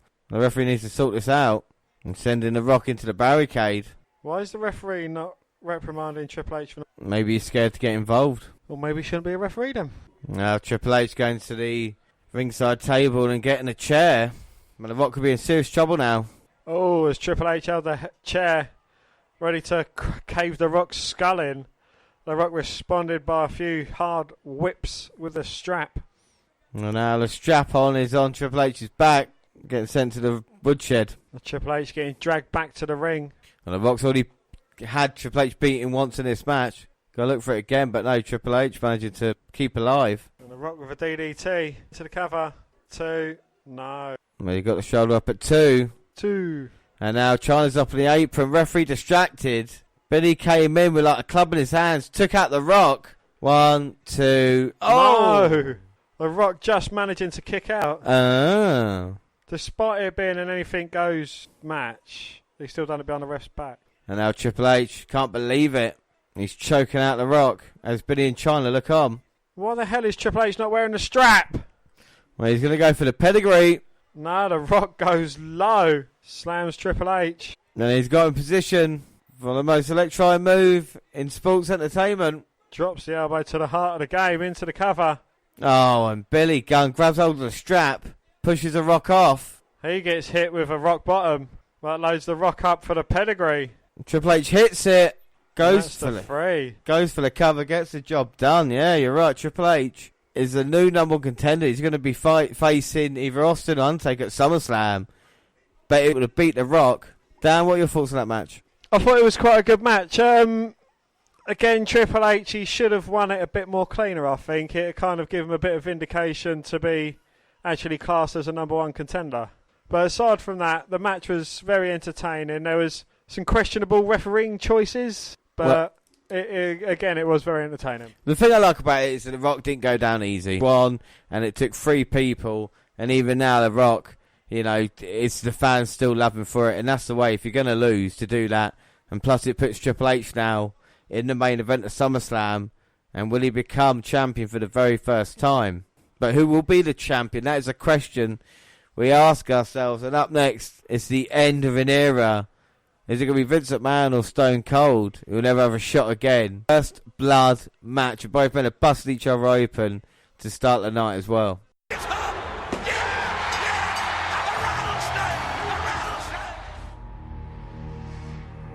Yes, it's a night we're never, ever going to forget. Austin the champion. And look out! The Undertaker to steal Austin, the title belt, and Austin is busted wide open. I tasted the blood of Austin. Austin is bleeding. And I liked it. At fully loaded Austin, I want a first blood match. I do accept at fully loaded. I will say to you, paybacks are a bitch. I've got something to say about that. This, one way or another, will be the end of an era. Austin, when The Undertaker defeats you, you will never again in your professional career ever even attempt to become champion again. If you are somehow victorious, neither you nor either any of these people will ever see Vince McMahon again. If you don't want to see Vince McMahon no more, give me a hell yeah. I won't accept your word for it. I want it in writing. And look out! The Undertaker with a horrendous cheap shot on the champion. Bust him open. Don't tell me the Undertaker is filling that chin with Austin's own blood. Undertaker, you want my blood? You son of a bitch, I want a piece of your ass! Somebody's got to go and go for good. The hell with business. With Austin, it's personal. Somebody's gonna bleed. Somebody's gonna leave. It won't be the end of an era. It'll just be the end of you. And that's the bottom line. 'Cause Stone Cold said so. So basically, it's just a case of the first man to take the plaster off the other man's head wins. Basically, yeah. Well, I mean, this is a feud that's been going on for quite a while now as well. Ever since Austin got screwed out the title over the edge thanks to Shane McMahon, find out Vince McMahon was part of the higher power. Austin won the title back after being COO. I mean, it doesn't really slow down in Raw, does it? Austin's had quite a busy year. Absolutely not, no. But I'm surprised, because nowadays the amount of exposure Austin has, yeah, he's a lovable character. But I think fans would have got bored of him. I don't know with Austin, because we've seen Austin a lot. We've seen him. We've seen him 3 times already tonight, 3 or 4 times tonight, and he's going to come out main event. We'll see if the reaction dampens. I think with Austin, it was just saying, I don't know, the way he was booked as well. I think that's important to not overexpose him. We've seen some Raws where Austin hasn't shown up. Whether they do it nowadays, I think that's a question. But Vince McMahon set the stakes, and he's putting it all. Of course, McMahon signed the first blood contract in Austin's blood. Is an end of an era. But this is a kind of stipulation I don't want to see kind of end in. I want to see it last for a little while. Yeah. I mean, this lasts at least 2 months. Actually, no, I think it is actually a month. But we'll find. But then again, yeah, at this point, this is before they start doing it all the time, isn't it? So, how many times has John Cena been retired and stuff like that? And of course, the Austin with a belt shot, which busted McMahon wide open. They gave us that fantastic poster. Austin, what it is I want is your blood. But unlike WCW, it actually tells you what's been going on and makes sense of the story. Absolutely, yeah. And not everyone is overly busy as well. I mean, Austin, his feud is with McMahon, but McMahon's pawn is the Undertaker at the moment, and it goes on like that, Undertaker's not feuding with Triple H, The Rock, Mr. Ass, China, fucking Tim White, the referee, and JR, he is, who he's going against. Yeah. But I think what's good about it, even though it's the same matches we have seen, freshens it up, different stipulations and stuff, makes it fresh. Like, we talk about SummerSlam 1998, nearly a year ago from this event, and you talk about Rock and Triple H facing off for the Intercontinental title. Well, in the main event, it was young Steve Austin for the WF Championship. So exactly the same 2 matches are our Cone and main event, but it feels different and fresh because of the kind of new layer of storylines to it, unlike what they did in WCW where it was just same old, same old. Absolutely. And McMahon coming out in crutches and looking at the poster saying, that's not going to happen tonight, not any night. Well, Vince McMahon is telling Howard Finkel he's on commentary for this end of an era match. Hi, Mr. McMahon. Vince McMahon, I love him on commentary because he talks outside. He did it for years when he was on main commentary. It's brilliant. Well, JR might not be intentional. Dun, dun, dun. Has he got the music as well? Dun, dun, dun. I love that music. Dun, dun, dun, dun, dun, dun, dun, dun. Get for our main event, and Undertaker just making sure it stopped bleeding. He's had staples to stop the bleed. It's a gouge. And there's a chill in the air as the Undertaker comes out looking to reclaim his WF Championship. And the man probably the most evil in the World Wrestling Federation in 1999. McMahon has put everything on this man. I mean, Undertaker is kind of like a veteran at this point, 10 years in. McMahon saying he's guaranteeing the Undertaker is going to win here tonight. Fucking ever. Well, he's calling Noah Hebner over just to check to make sure he's not busted open. Make sure I'm not bleeding. No, he's asking him if... Have I done it too much? And Austin, he's getting ready in the back. Dun, dun, dun, dun, dun, dun, I like dun, this dun. kind of backstage. It's cool, isn't it? Yeah. Oh, I do. There we go. We've seen it all, and now it's just time for the main event. Austin is going to make his way out here. And by the way, ladies and gentlemen, that is not water that Stone Cold is drinking. It is vodka. He only has beer after the match. We just wait Austin's entrance. I think the fans are happy to see him. Absolutely, yeah. Not quite sure how this match is going to go, though. Well, no, the Texas Rattlesnake's coming out right away on the attack. And here we go. It's first blood, so anything goes. It'll either mean Austin is fighting Jeff Jarrett. That's JFFJARRETT. Or maybe D'Lo for the European title if he loses. He went for the title belt shot early. Taker dodged it. Punching Austin in the head. Stone Cold's just checking to see if he's bleeding yet. McMahon's saying that someone's going to bleed profusely. It's not going to stop for a trickle. Austin keeping his hands up, even though Undertaker's just punching the fuck out of him. He's trying to protect his wound on his head. Undertaker knocking Austin over barricade. And Vince McMahon definitely has a lot invested in this match. Austin's been stitched up. Undertaker's been stapled up.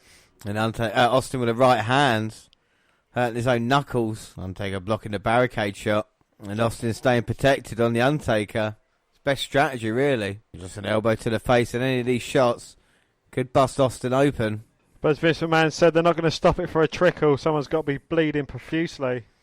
And now the Undertaker just ripping at the stitches and the bandage. Talk about sadistic. McMahon just being a cheerleader. Austin blocking the shots to the steel stairs. Managing to fight back against the Undertaker. Telling him he's number one and trying to attempt to bounce his head off the steel stairs, but Undertaker blocking it. Oh my God, Undertaker with a huge shot sending Austin over barricade again. Now he's got the stairs. He just froze him at Stone Cold, landing at the feet of the fans. Yeah, Undertaker sending Austin into the chairs and the stand. Stone Cold managing to fight back against the dead man. And Vince McMahon saying he doesn't care about the Undertaker. All he wants him to do is stop Stone Cold. Austin with the steel stairs going towards the Undertaker, but Undertaker managing to fight out. For some reason I just find it really exciting as well. Like it's not a race against time, but you know one of these guys is going to bleed, and it's who does it first. Do you know what I mean? It doesn't feel like a kind of long drawn out match. No. There's an alley on the announce table right in front of Vince McMahon. McMahon doesn't care about Undertaker. I'm no Undertaker doesn't care about McMahon. All Austin cares about is being champion. The stitches get ripped again, but Austin fighting back. Huge Undertaker slowing Austin's momentum down. Now these have actually got into the ring. It's all Undertaker now as he's choking out Austin. And both men have already been busted open already today. You can hear McMahon shouting, "Don't go for the throat, go for the cut." Well, Vince McMahon certainly has got a lot riding on this. Trying to work the midsection as well, maybe for some internal bleeding. And a straight shot, and Austin's in serious trouble. Up against the ropes. Undertaker just kicking the referee Earl Hebner out of the way. Now just choking Austin in the corner. Undertaker the Irish whip to Austin. Thunderous in the corner. Goes to follow up with a big boot, but Austin moving out of the way. Trapping Undertaker's leg over the top rope. And just kicking his standing leg. Austin trying to chop the big tree down. Gets Undertaker in the corner. But Undertaker just pulls Austin's leg, grabs him towards him. And now Stone Cold's turn to grab at the stitches and the staples in the head of the Undertaker. And Austin now just going from head to leg. He sets him up on that bottom rope. Just stomping away at the Undertaker. The look on McMahon's face says it all. Complete disdain for Austin. Looks like there's loads of blood gathering under the plaster. Austin now just picking apart the Undertaker. He can't hit the chokeslam tombstone or go after the stitches if he's on the mat.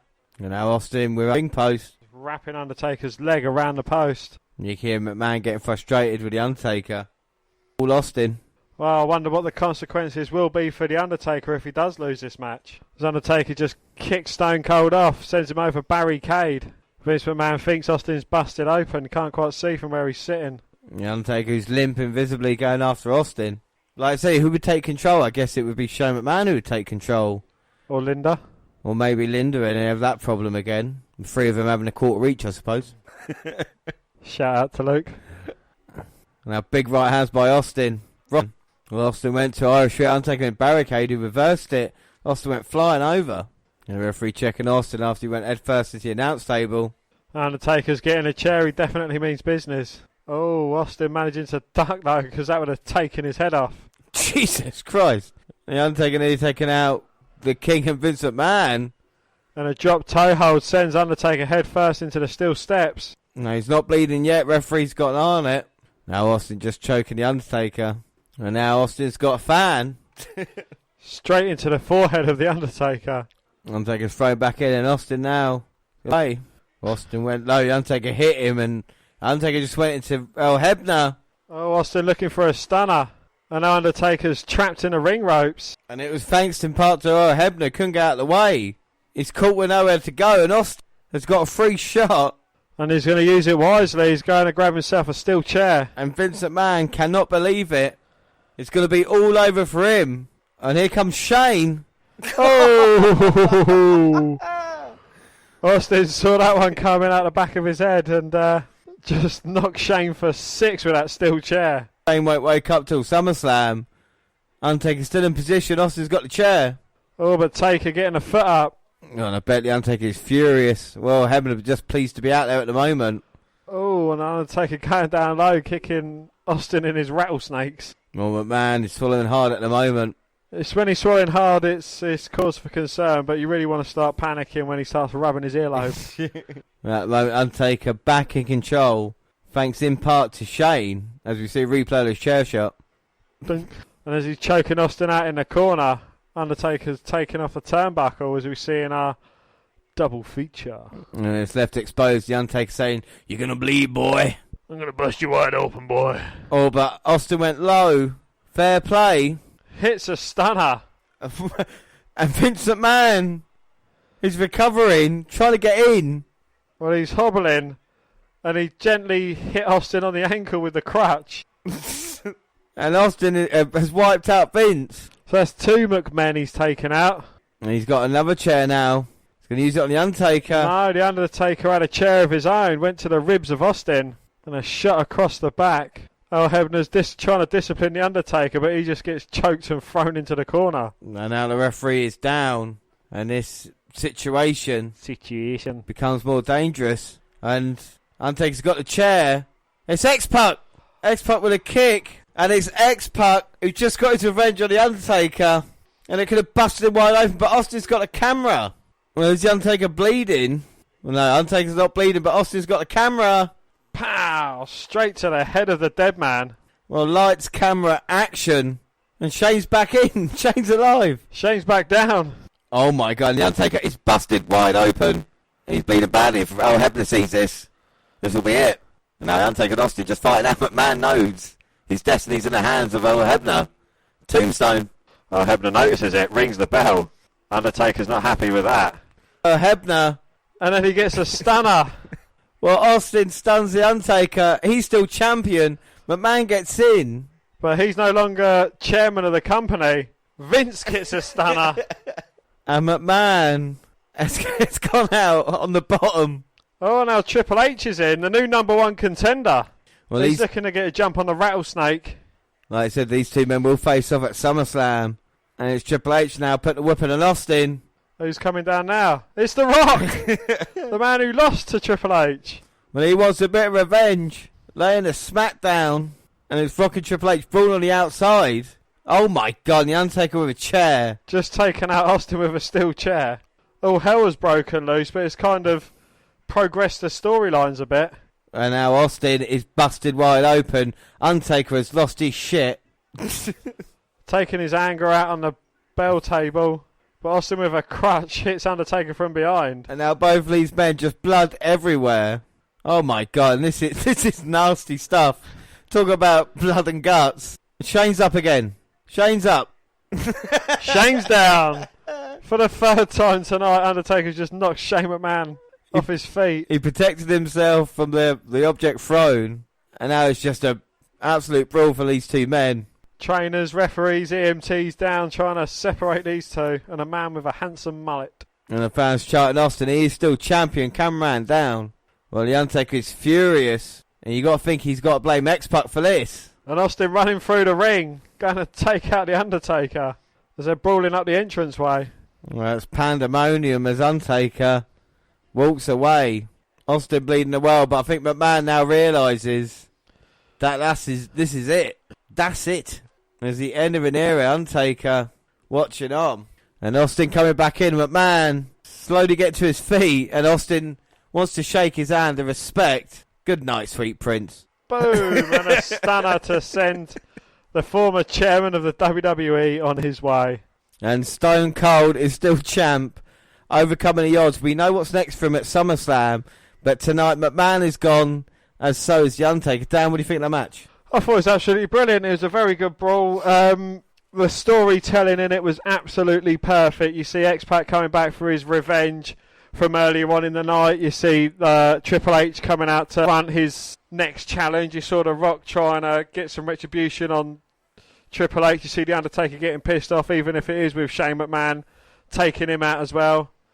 It's absolutely brilliant for storytelling, storylines, and just progression of, you've kind of got a good grasp on what's going to happen next. Yeah, without doubt. You can see why I love this pay-per-view so much. It's just kind of everything the Attitude Era is all about right here. Do you know what I mean? And that's what I really enjoy, as Austin finishes covered in blood, but still WWF champion. Let's go look back then at the card, and we started off the IC title match, Edge versus Jeff Jarrett. That is JEFFJARRETT.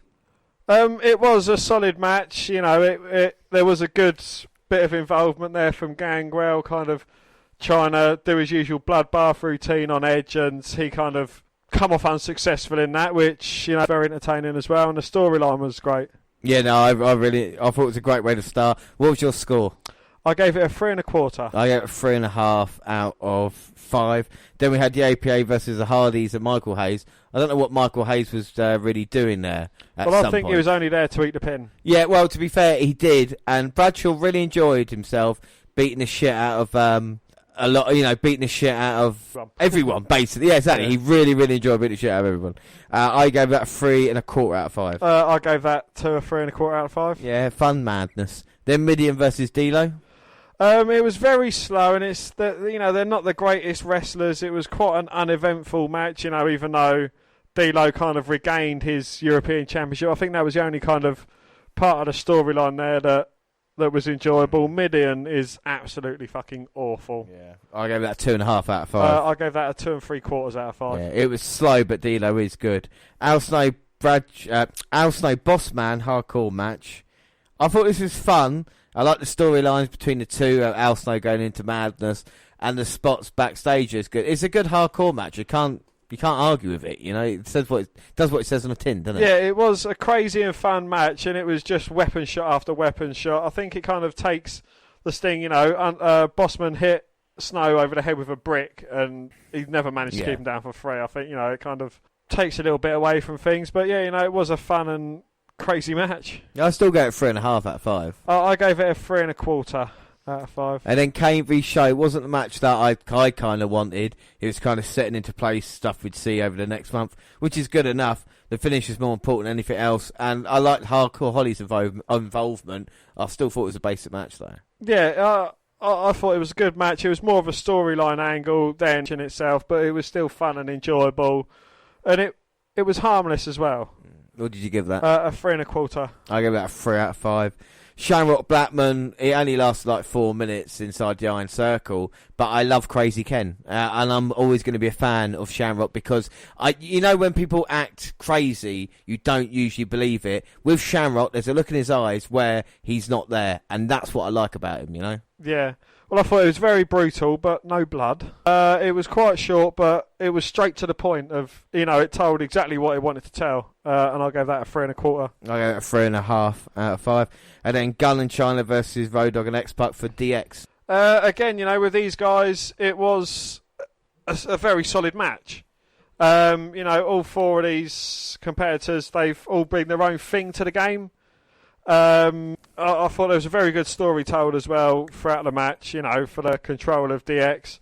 Both teams had kind of very good points of why they should be for DX, but I think it went to the right team in the end. I thought this was really good stuff from all 4 involved. I'm surprised Billy Gunn lost, but it was nice that the faces actually get a victory.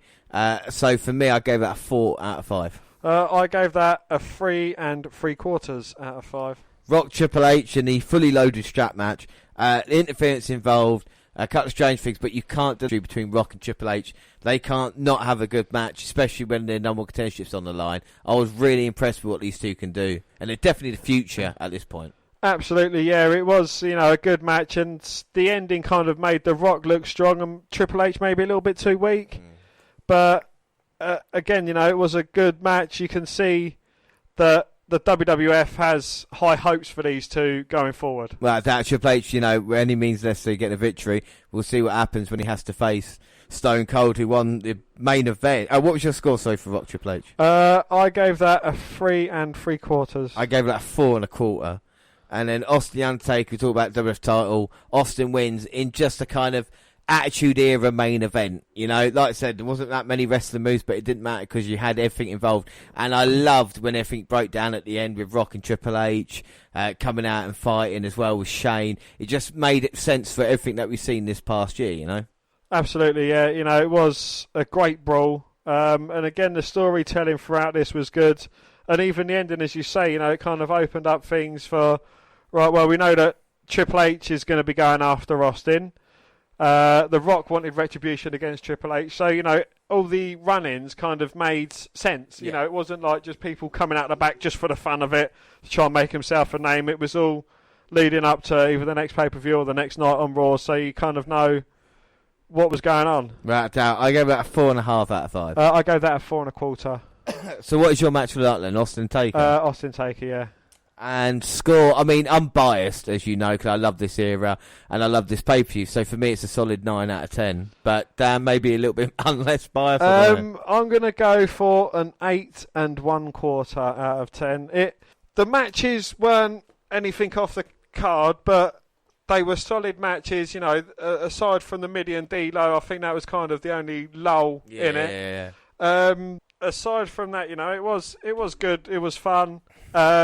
And everything had meaning to it as well. You know, there was no like wasted match, as it were. Without doubt. And even the storyline through it of Austin and Undertaker trying to bust each other open, I think shows how good it was. Building towards the biggest event of the summer, SummerSlam, we kind of already know that we got Triple H and Austin, and of course like Billy Gunn and The Rock and X-Pac and the Undertaker feud and stuff like this as well.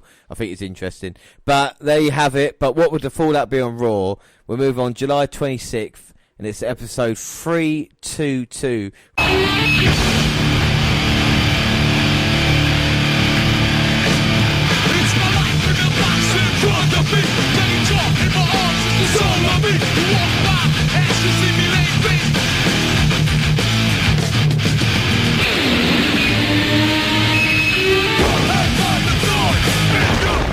We're in a Gund Arena in Cleveland, Ohio, and of course we've got Jim Ross and Jerry Lawler on commentary. Well, we're a night removed from Fully Loaded, where Steve Austin retained the WWF title over The Undertaker in a first blood match, meaning Vince McMahon is gone forever. Yes, forever from TV. The other big story saw Triple H become the new #1 contender by defeating The Rock, which I'm sure will go nowhere, but let's get to it. Well, we open with the stills of last night's main event as X-Pac interfered to cost Undertaker the match. Get rid of Vince for, I'll give it a week. Indeed, yes. Well, JR says, tonight a new era begins on Raw. And I don't want to imagine Vince Russo's idea of a new era. We get the opening sequence. Well, we cut to the back where Undertaker beats up X-Pac plus Road Dogg for an attempting to make a save.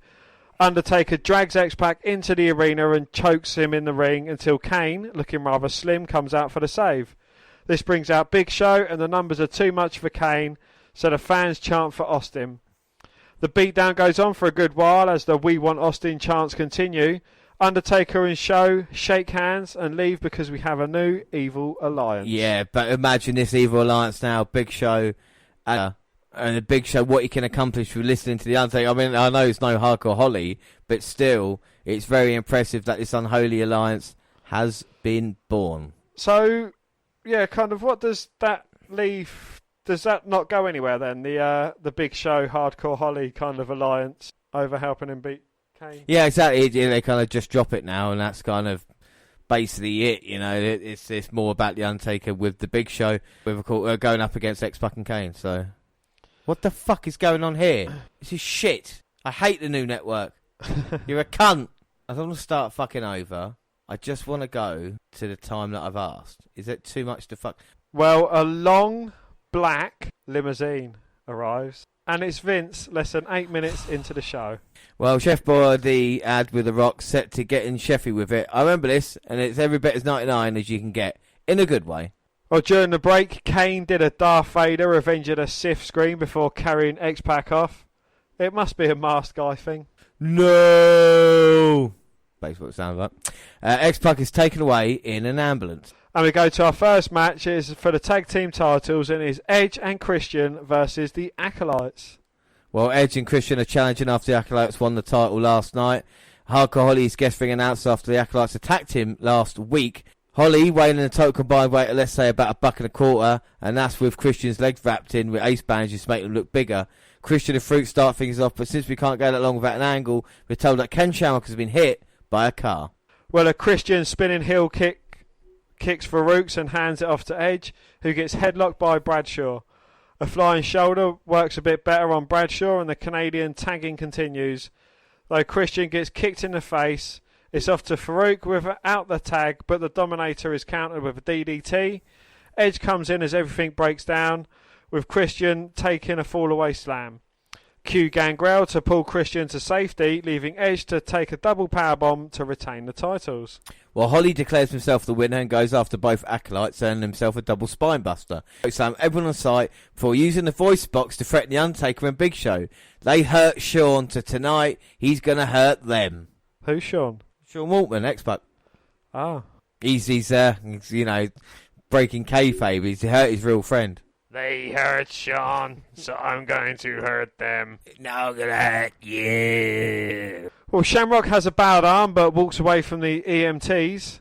We see a clip of Shamrock being run over, which of course happened as X-Pac was leaving because coincidences are strong around here. Steve Blackman was driving. Well, Vince is in the arena. Austin arrives, meaning JR thinks business is about to pick up. And here's Vince without music for the big address. He's not here to break a promise and not to breach a contract. Instead, he's here to honour a promise in a contract because he never lied to anyone. Last night, he fell for the first time in his life. He took 2 stunners and the show ended with him laid out in a pool of beer.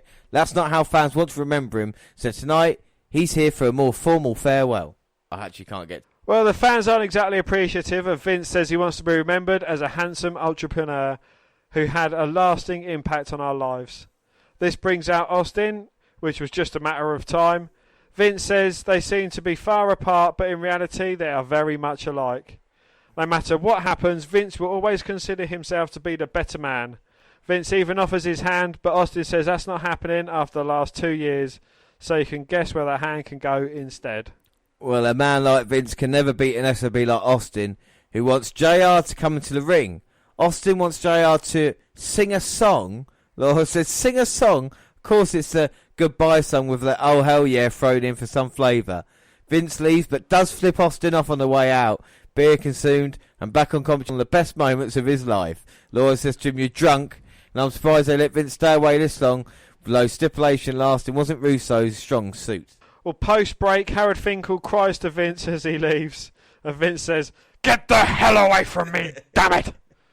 Our next match is Val Venus and the Godfather versus Droz and Prince Albert. Is Val Venus and the Godfather teaming up pre-Right to Censor days? Yes, they are. Yeah. they've got other problems in that nature. Wow. Oh. And street fights. Venus is in a regular shirt and jeans, and after some trash talk from Venus and Godfather's regular pre-match speech, we're ready to go with Droz and Albert in street clothes as well. Godfather is the only one in gear, which is why he's a Hall of Famer. The brawl is on, as it should be, with Droz and Venus fighting on the floor as the big guys do the same inside. Well, they switch places with Godfather and Albert fighting in the crowd, but a random guy in a white suit jumps Godfather. That would be the yet-named Key, who would be Droz's drug dealer, but wasn't around long enough to warrant a mention. He's better known as Vic Grimes from ECW. Not that it matters as a Ho Train money shot finished Albert in short order. Well, Rock calls Michael Cole an idiot and puts a bunch of Rock shirts and gear on top of him. Rock, don't move, you puppet. It took a lot of help for Triple H to beat him last night, so they're not done. As for Billy Gunn, the lips are drunks and stuck somewhere. Speaking of China, he knows that she's been licking her lips for him, so she can get on her knees, pucker her lips, and get her teeth kicked into her face. Some Rocky chants and one more smack to Cole wrap things up.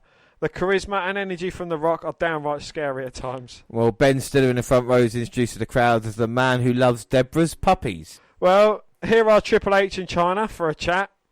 Triple H doesn't care tonight because after last night it's all about him. Man to man, Triple H can beat him because he's been watching Austin like a hawk for 6 months. Jesse Ventura and China aren't going to be factors at SummerSlam. JR says that would be different because it's going to be one-on-one at SummerSlam.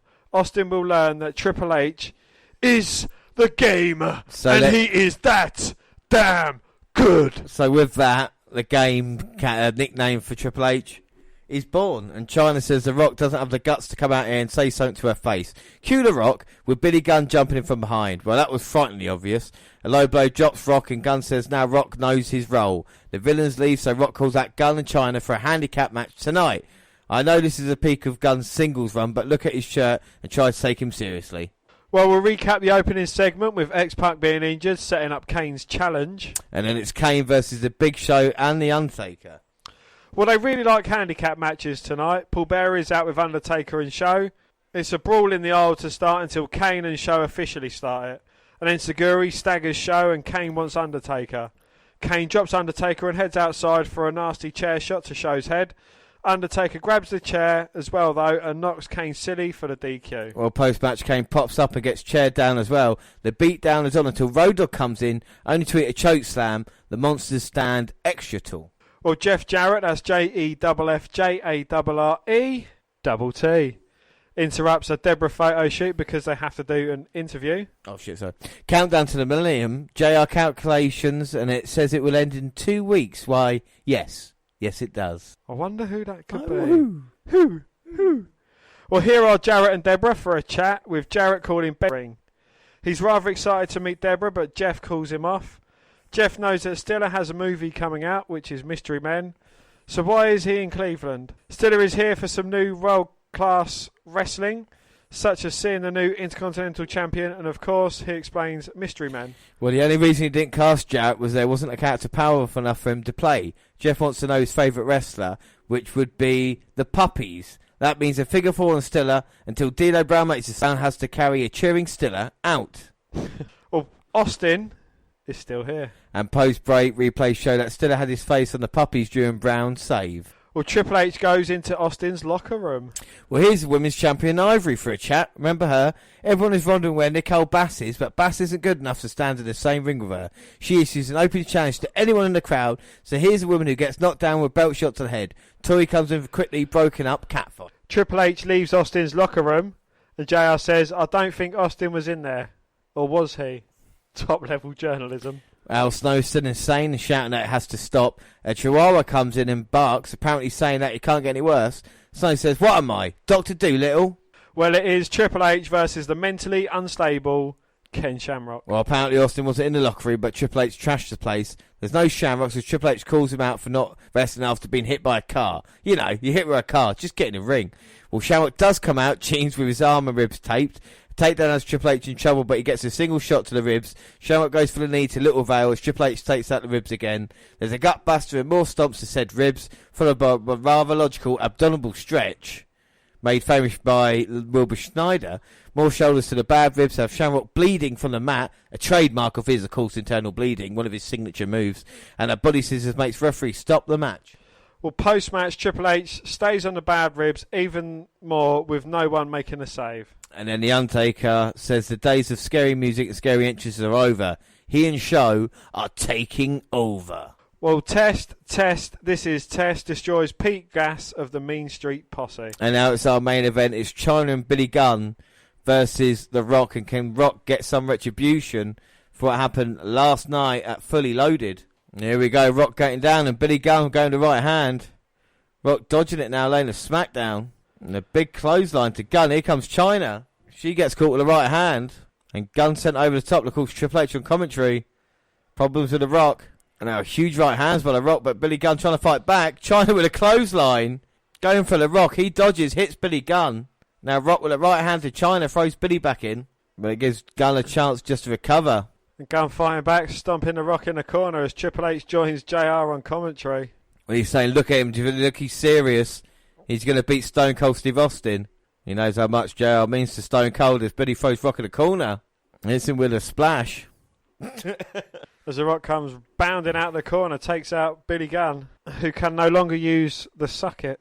Oh, Billy, last night needs to respond from the loss. It's his fault that DX is no longer his. Oh, in the Irish Whip, China got her legs up, kicked The Rock in the back and a seated pile driver from Billy Gunn to The Rock. Kind of puts the Great One in trouble. And all Triple H wants is to become WWF champion. As Chyna's in with a forearm taking The Rock out. And she won't back down from The Rock. Huge forearm shots. I think Chyna delivers the most weirdest looking forearm shots ever. But The Rock with the right hands. That's not the only thing she does deliver weird. But anyway, The Rock Irish whipping Chyna. Goes for a clothesline. Plants The Rock with a DDT. Into the cover. 2. No, The Rock managing to kick out. Oh. Austin's situation in the back. Yeah, the champ looking on. As Chyna and Billy Gunn take over this one now. And Triple H still going on about it. God almighty, sleep and eat title. Alright, you want a championship. We get it already. Trying to take an advantage of Billy Gunn distracting the referee by popping another cheap shot to The Rock. And Austin, of course, wearing the scars of last night. Watching this. And Chyna now. Trying to fight The Rock. The Rock, credit to him.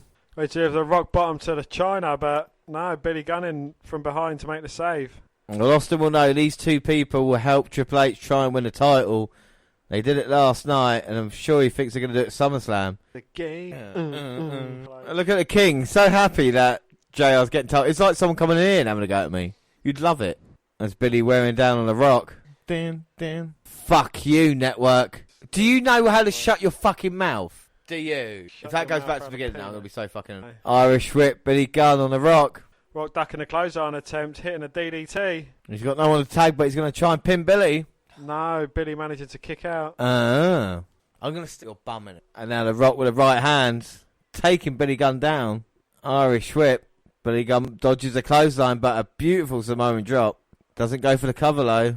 Going to hit him low. And why did Earl Hebner let that happen? The Rock taking Chyna off the apron. And a double clothesline with Billy Gunn takes him over. Right in front of Triple H now. Who's behind the referee's back. Cheap right hand. And JR and Triple H saying, what are you cheap shotting him for? Triple H saying he can do what he wants, basically. If he wants to kick The Rock's ass, he will. If he wants to do JR, he will. So Chyna's just got away with shoving the referee and then kicking the shit out of The Rock. And now Hebner's doing nothing about it. And he wants Billy to get out. Chyna, big right hands just choking out The Rock. Now Chyna, snapmare takedown to The Rock. Chyna dropping the knee to the forehead of The Rock. Much like Triple H. Oh! Went for a second one, but she missed. Now Rock with the right hands to Chyna. Whip reversed by Chyna. And Billy Gunn getting the knee up to the back of The Rock, who pleads his innocence when questioned about it by Earl Hebner. Now Billy's got The Rock. He's come back in. He's a legal man. He's going to jackhammer him. Oh! And Triple H smacking JR. And Austin's music hits. He's not happy with seeing that. Shoulder barges Chyna on his way through and goes straight after Triple H. Oh my God, the fans have gone banana. Well, JR's down and Austin and Triple H trading. Stickers. And Billy Gunn now getting caught by The Rock. Rock bottom for him. Chyna behind. She gets hit with a huge right dropped. Oh my God, and they just collapse the announce table. Austin assaulting Triple H. Well, the referee's called an end to this, and it ends just crazily.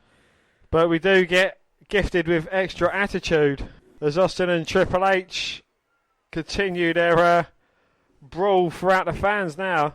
Right, it ends, I reckon, with a stunner and a cold beer. 1 stunner and 4 cold beers, please. Or 4 stunners and 1 cold beer. You get a stunner. You get... Oh. Hey. Because I hang up Triple H and Barricade, which up at the back, returning the favour to Austin. Now the game's back in this. And now they're both in just brawling. And a stunner, and Austin stands tall. And what a great way to leave it there. Dan, what have you thought of the WF this month? I think the storytelling has been absolutely above par. It's really free-flowing with, what's going on. It's not, aside from the women's championship, everything else has fallen into place, so you know exactly what's going on and what's going down with it. Without doubt, now I think it's moving towards SummerSlam, isn't it? And it gives the show much needed focus. We have something to build towards, which makes a world of difference. So, let's jump ship to the WCW. Could they recover, and how would they combat Raw? So it's episode 201, and it's July 26th, 1999.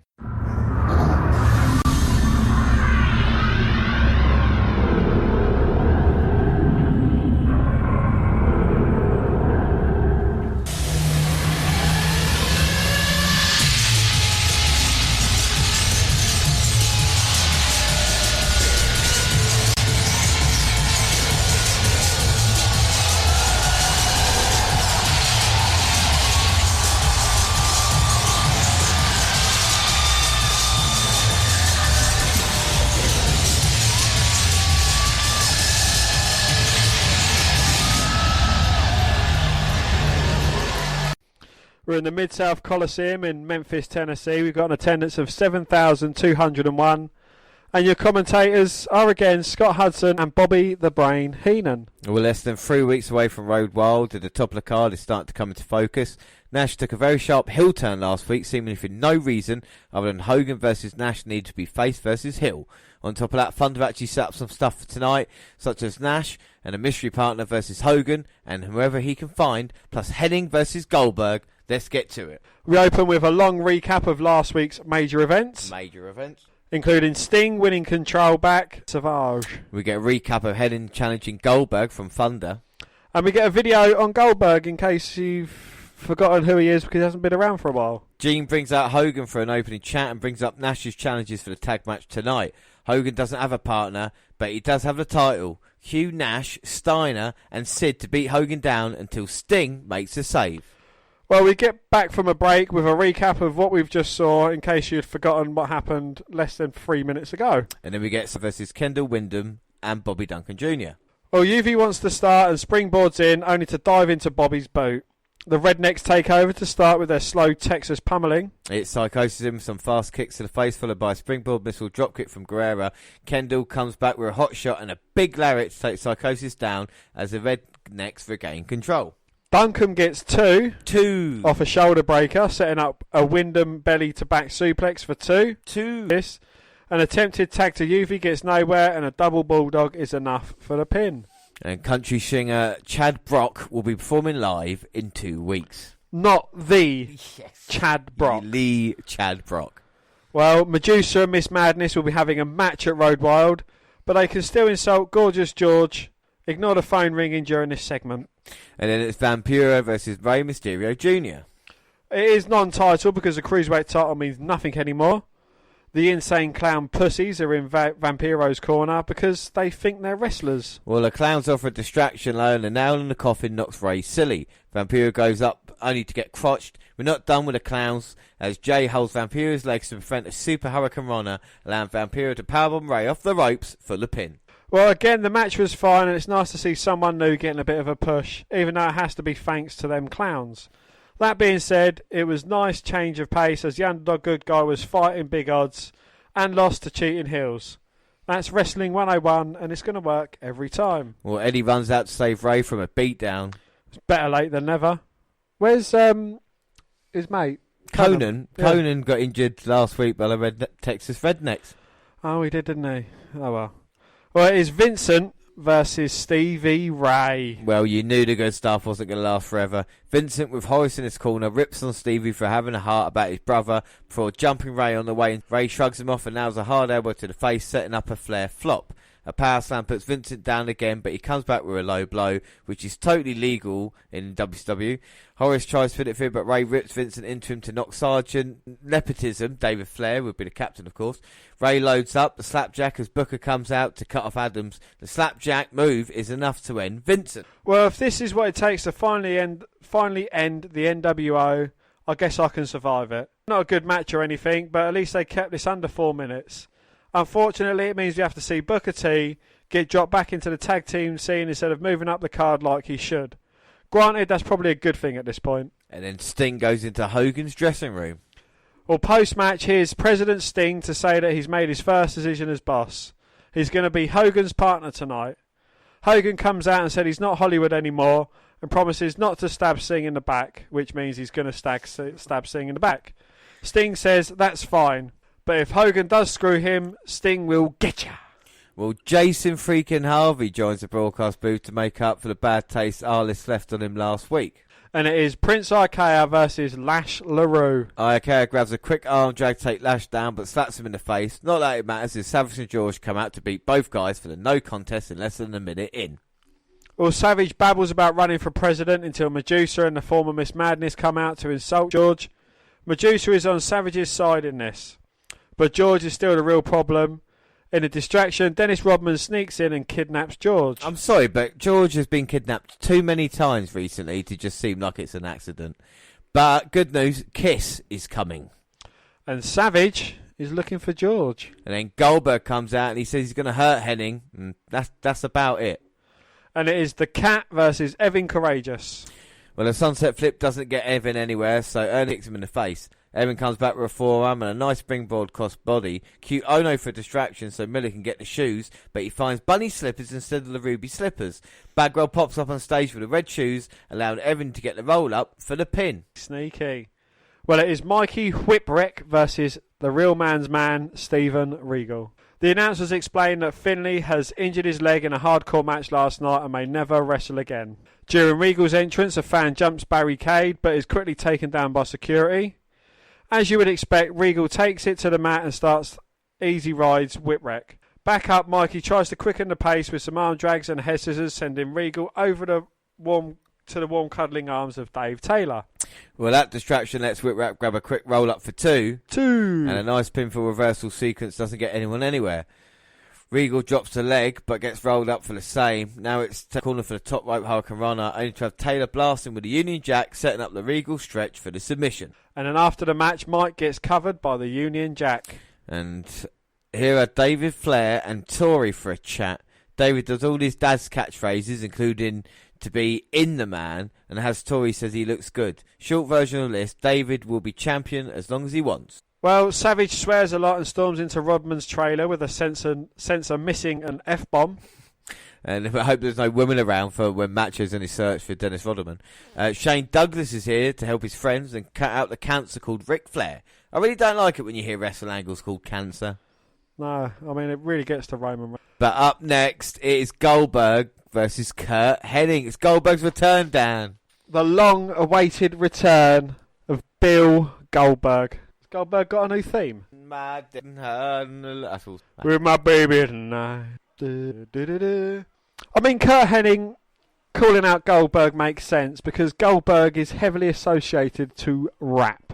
Yeah, and this is the thing, you know, like, it makes perfect sense. Now, Hennig has faced Goldberg before, a couple of times, I think, especially on pay-per-view when Goldberg was world champion. But what I don't get, why not have Goldberg come back and be in Hogan's position? That would have made a lot more sense. But, James, you're forgetting one key element. What am I forgetting? This is WCW. Oh, you're right. Well, it's Goldberg music, and he smells like smoke because he's been through fire. As he breathes like a dragon. His head is already busted open. Let's just hope he's not concussed like he was against Undertaker in Saudi Arabia. And as Goldberg gets in the ring, the Texas Rednecks quickly evade. Goldberg. And it's the only time I've really seen the crowd invested is when Goldberg is in the ring at the moment. I mean, Goldberg's heavy rap tune must be getting to Kurt Hennig. And Goldberg with a strength test in the early going, pushing Hennig away. And a big boot to the face. As you can see Kurt Hennig trying to call the match. And you can hear the fans chanting Goldberg. Huge clothesline. Pump hat? No. I thought it was a pump handle slam, but he just flips Kurt Hennig over.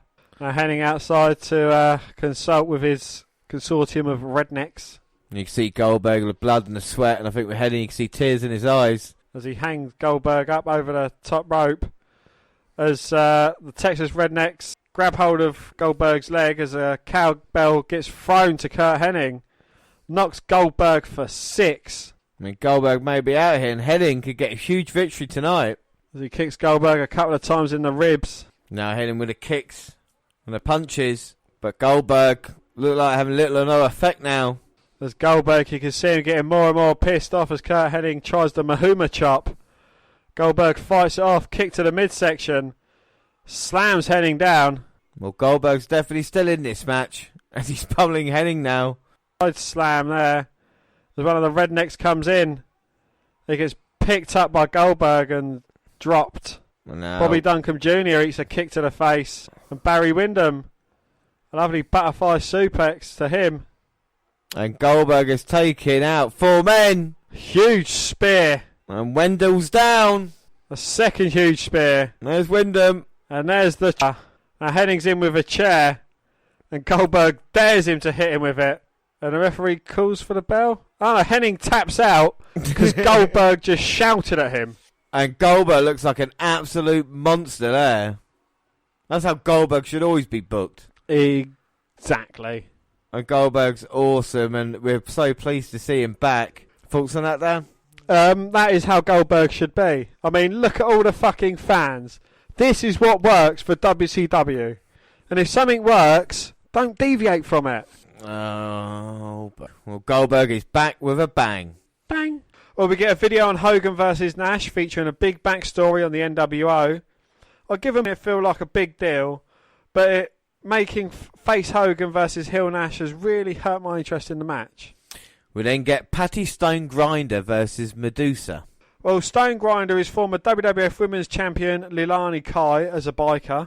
When Medusa in trouble as Hudson runs down an upcoming Nitro dates, Patty drops her with a butt-fire suplex, but Medusa comes back with a clothesline to knock Grinder to the floor for a big dive.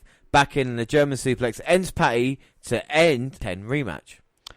You know, I had a big rant up about how this is the best WCW can do to compete with WWF's women's division.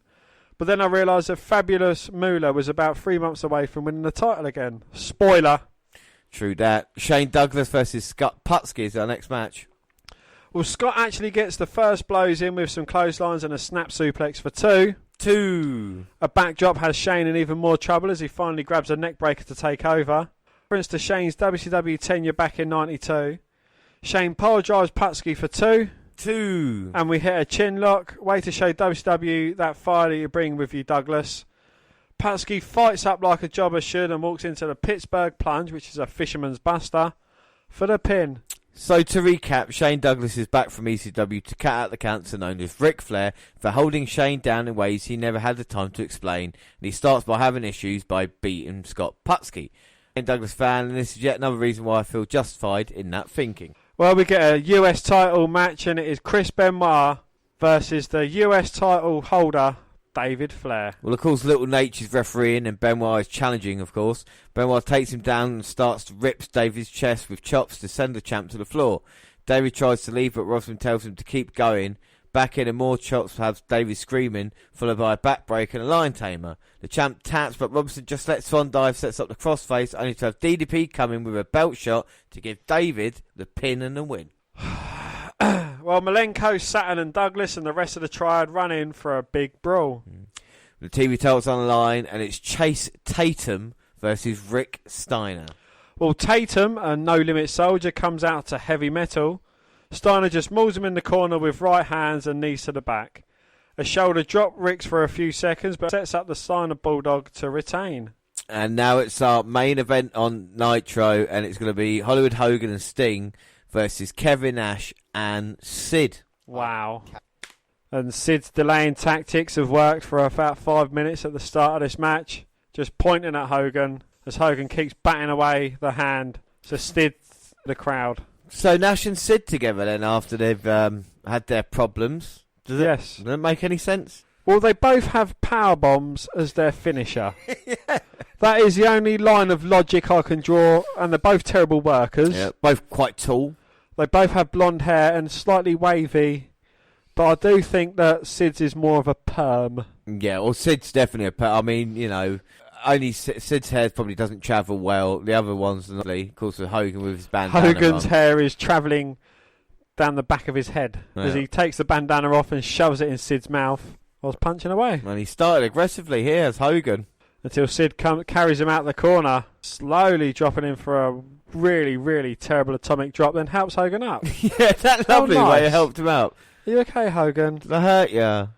Slow arm ring. Hogan reverses it quickly, and that's Hogan doing a move quicker than his opponent, for fuck's sake. And that's Hogan at right hands. And Sting and Hogan playing ping pong with Psycho Sid as he gets bounced into a turnbuckle and across town for the opposite one. No, Hogan, you can't power Sid up.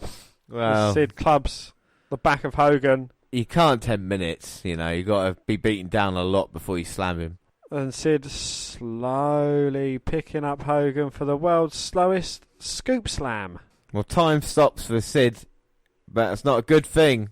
As he looks to drop the elbow, but in typical Sid fashion, he's too late to the party. That takes a while. Hogan moves out of the way and starts wailing away with rights. Hogan tags Nash with the side of the head, and the referee gets in the way of Sting cutting Nash off. There's a slow clothesline over the top rope. Takes ages for Sid to fall, and Sting does the same with Nash. And now Hogan and Sting are standing tall in the ring together.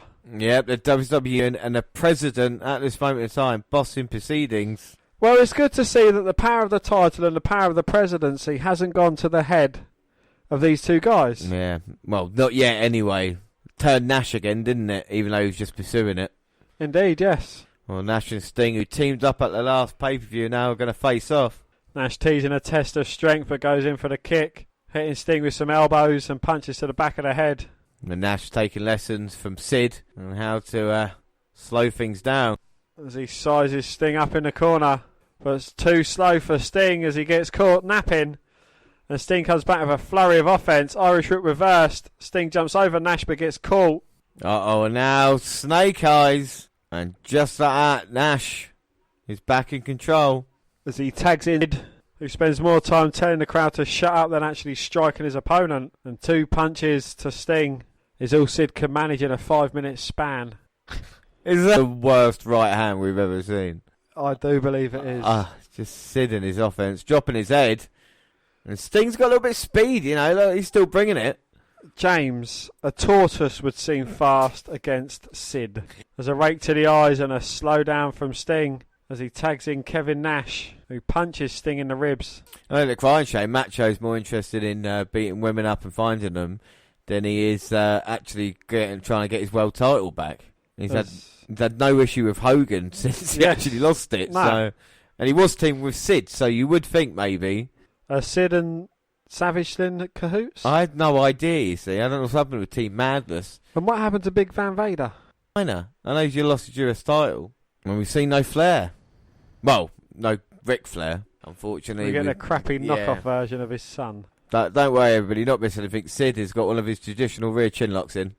That doesn't look like it could crack a walnut. No. Best as cheerleader to try and get the fans into this one, but when Sid's on offense, there is just no. But Sting powers out, slam to Sting. Sid looks for a big splash, but Sid gets his knees up. He's up. Mother Brown. No, he tags in Nash and Hogan chomping at the bit to get in. And Nash dropping the slow elbow into a lazy cover. 2. No, Sting managing to kick out. That was a Sid kick out, wasn't it? That's a drink. And Sting fighting back from Nash, taking Sid out. But Nash hits Hogan, so Sting can't tag him. Picks him back to the corner to tag in Sid. Oh, well, let's not forget, these two big men have got tag team experience, of course, we know, with Nash and Scott Hall, the outsiders. But Sid made his debut in WCW as part of the Skyscrapers. Where is Scott Hall, anyway? Scott Hall is personal demon, shall we say. Oh. He's in rehab. Yeah. And Sting there accidentally, well, I don't know what he was trying to do with Nash. Well, it looked like he was going to try and leap over the oncoming Nash, but ends up with a hip attack. And Hogan wants to tag, brother. Let me in, brother. I'm going to go wild on you. And here comes Hogan. And he's on fire, baby. Clothesline. 3 big right hands. Up whip. Oh no, another big right hand. And now Sting and Sid are squaring off against each other as well. Sting hits a huge Stinger splash, but again the referee gets pulled in the way. Sid slowly climbs out of the ring and walks off. And now Hogan has slammed Nash. Referee's got to start thinking, look, if that keeps happening every Stinger splash, let's not be near Sting. Uh-oh. And now here's Rick Steiner to hit Sting over the back with a chair. And now he's... So this should bring Goldberg out. Hopefully. And Hogan Surely. now... Don't call me Shirley. Hogan with a big boot. And again, taking far too long. He over should have a leg drop. seen Rick Steiner there. Come on. And Rick Steiner sweeps the leg, drops Hogan, throws a chair into Nash, who bounces it off the bald bonce of Hogan, busting him open immediately. 1, 2, 3. And Kevin Nash has pinned the world champion Hollywood Hogan. Oh, better late than never. And here's Goldberg. He gets hit over the back with a steel chair, and on the knee and on the head. And Rick Steiner of Goldberg. Yes, this is not a drill. This has actually happened. Rick Steiner got the better of Bill Goldberg. And Sid got it right at the back of the head with a drink there.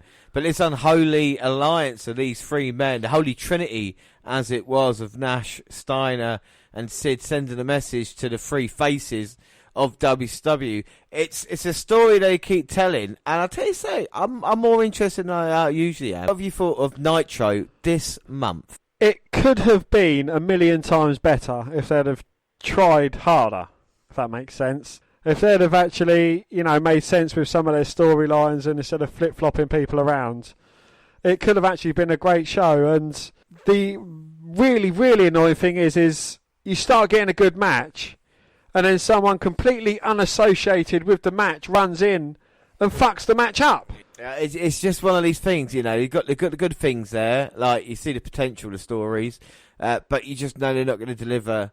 And there's just too many things that I just can't. There's more bad than there is good.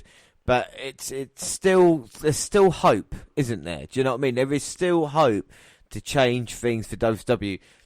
Not beating WWF in the ratings war per se, but just being a successful company.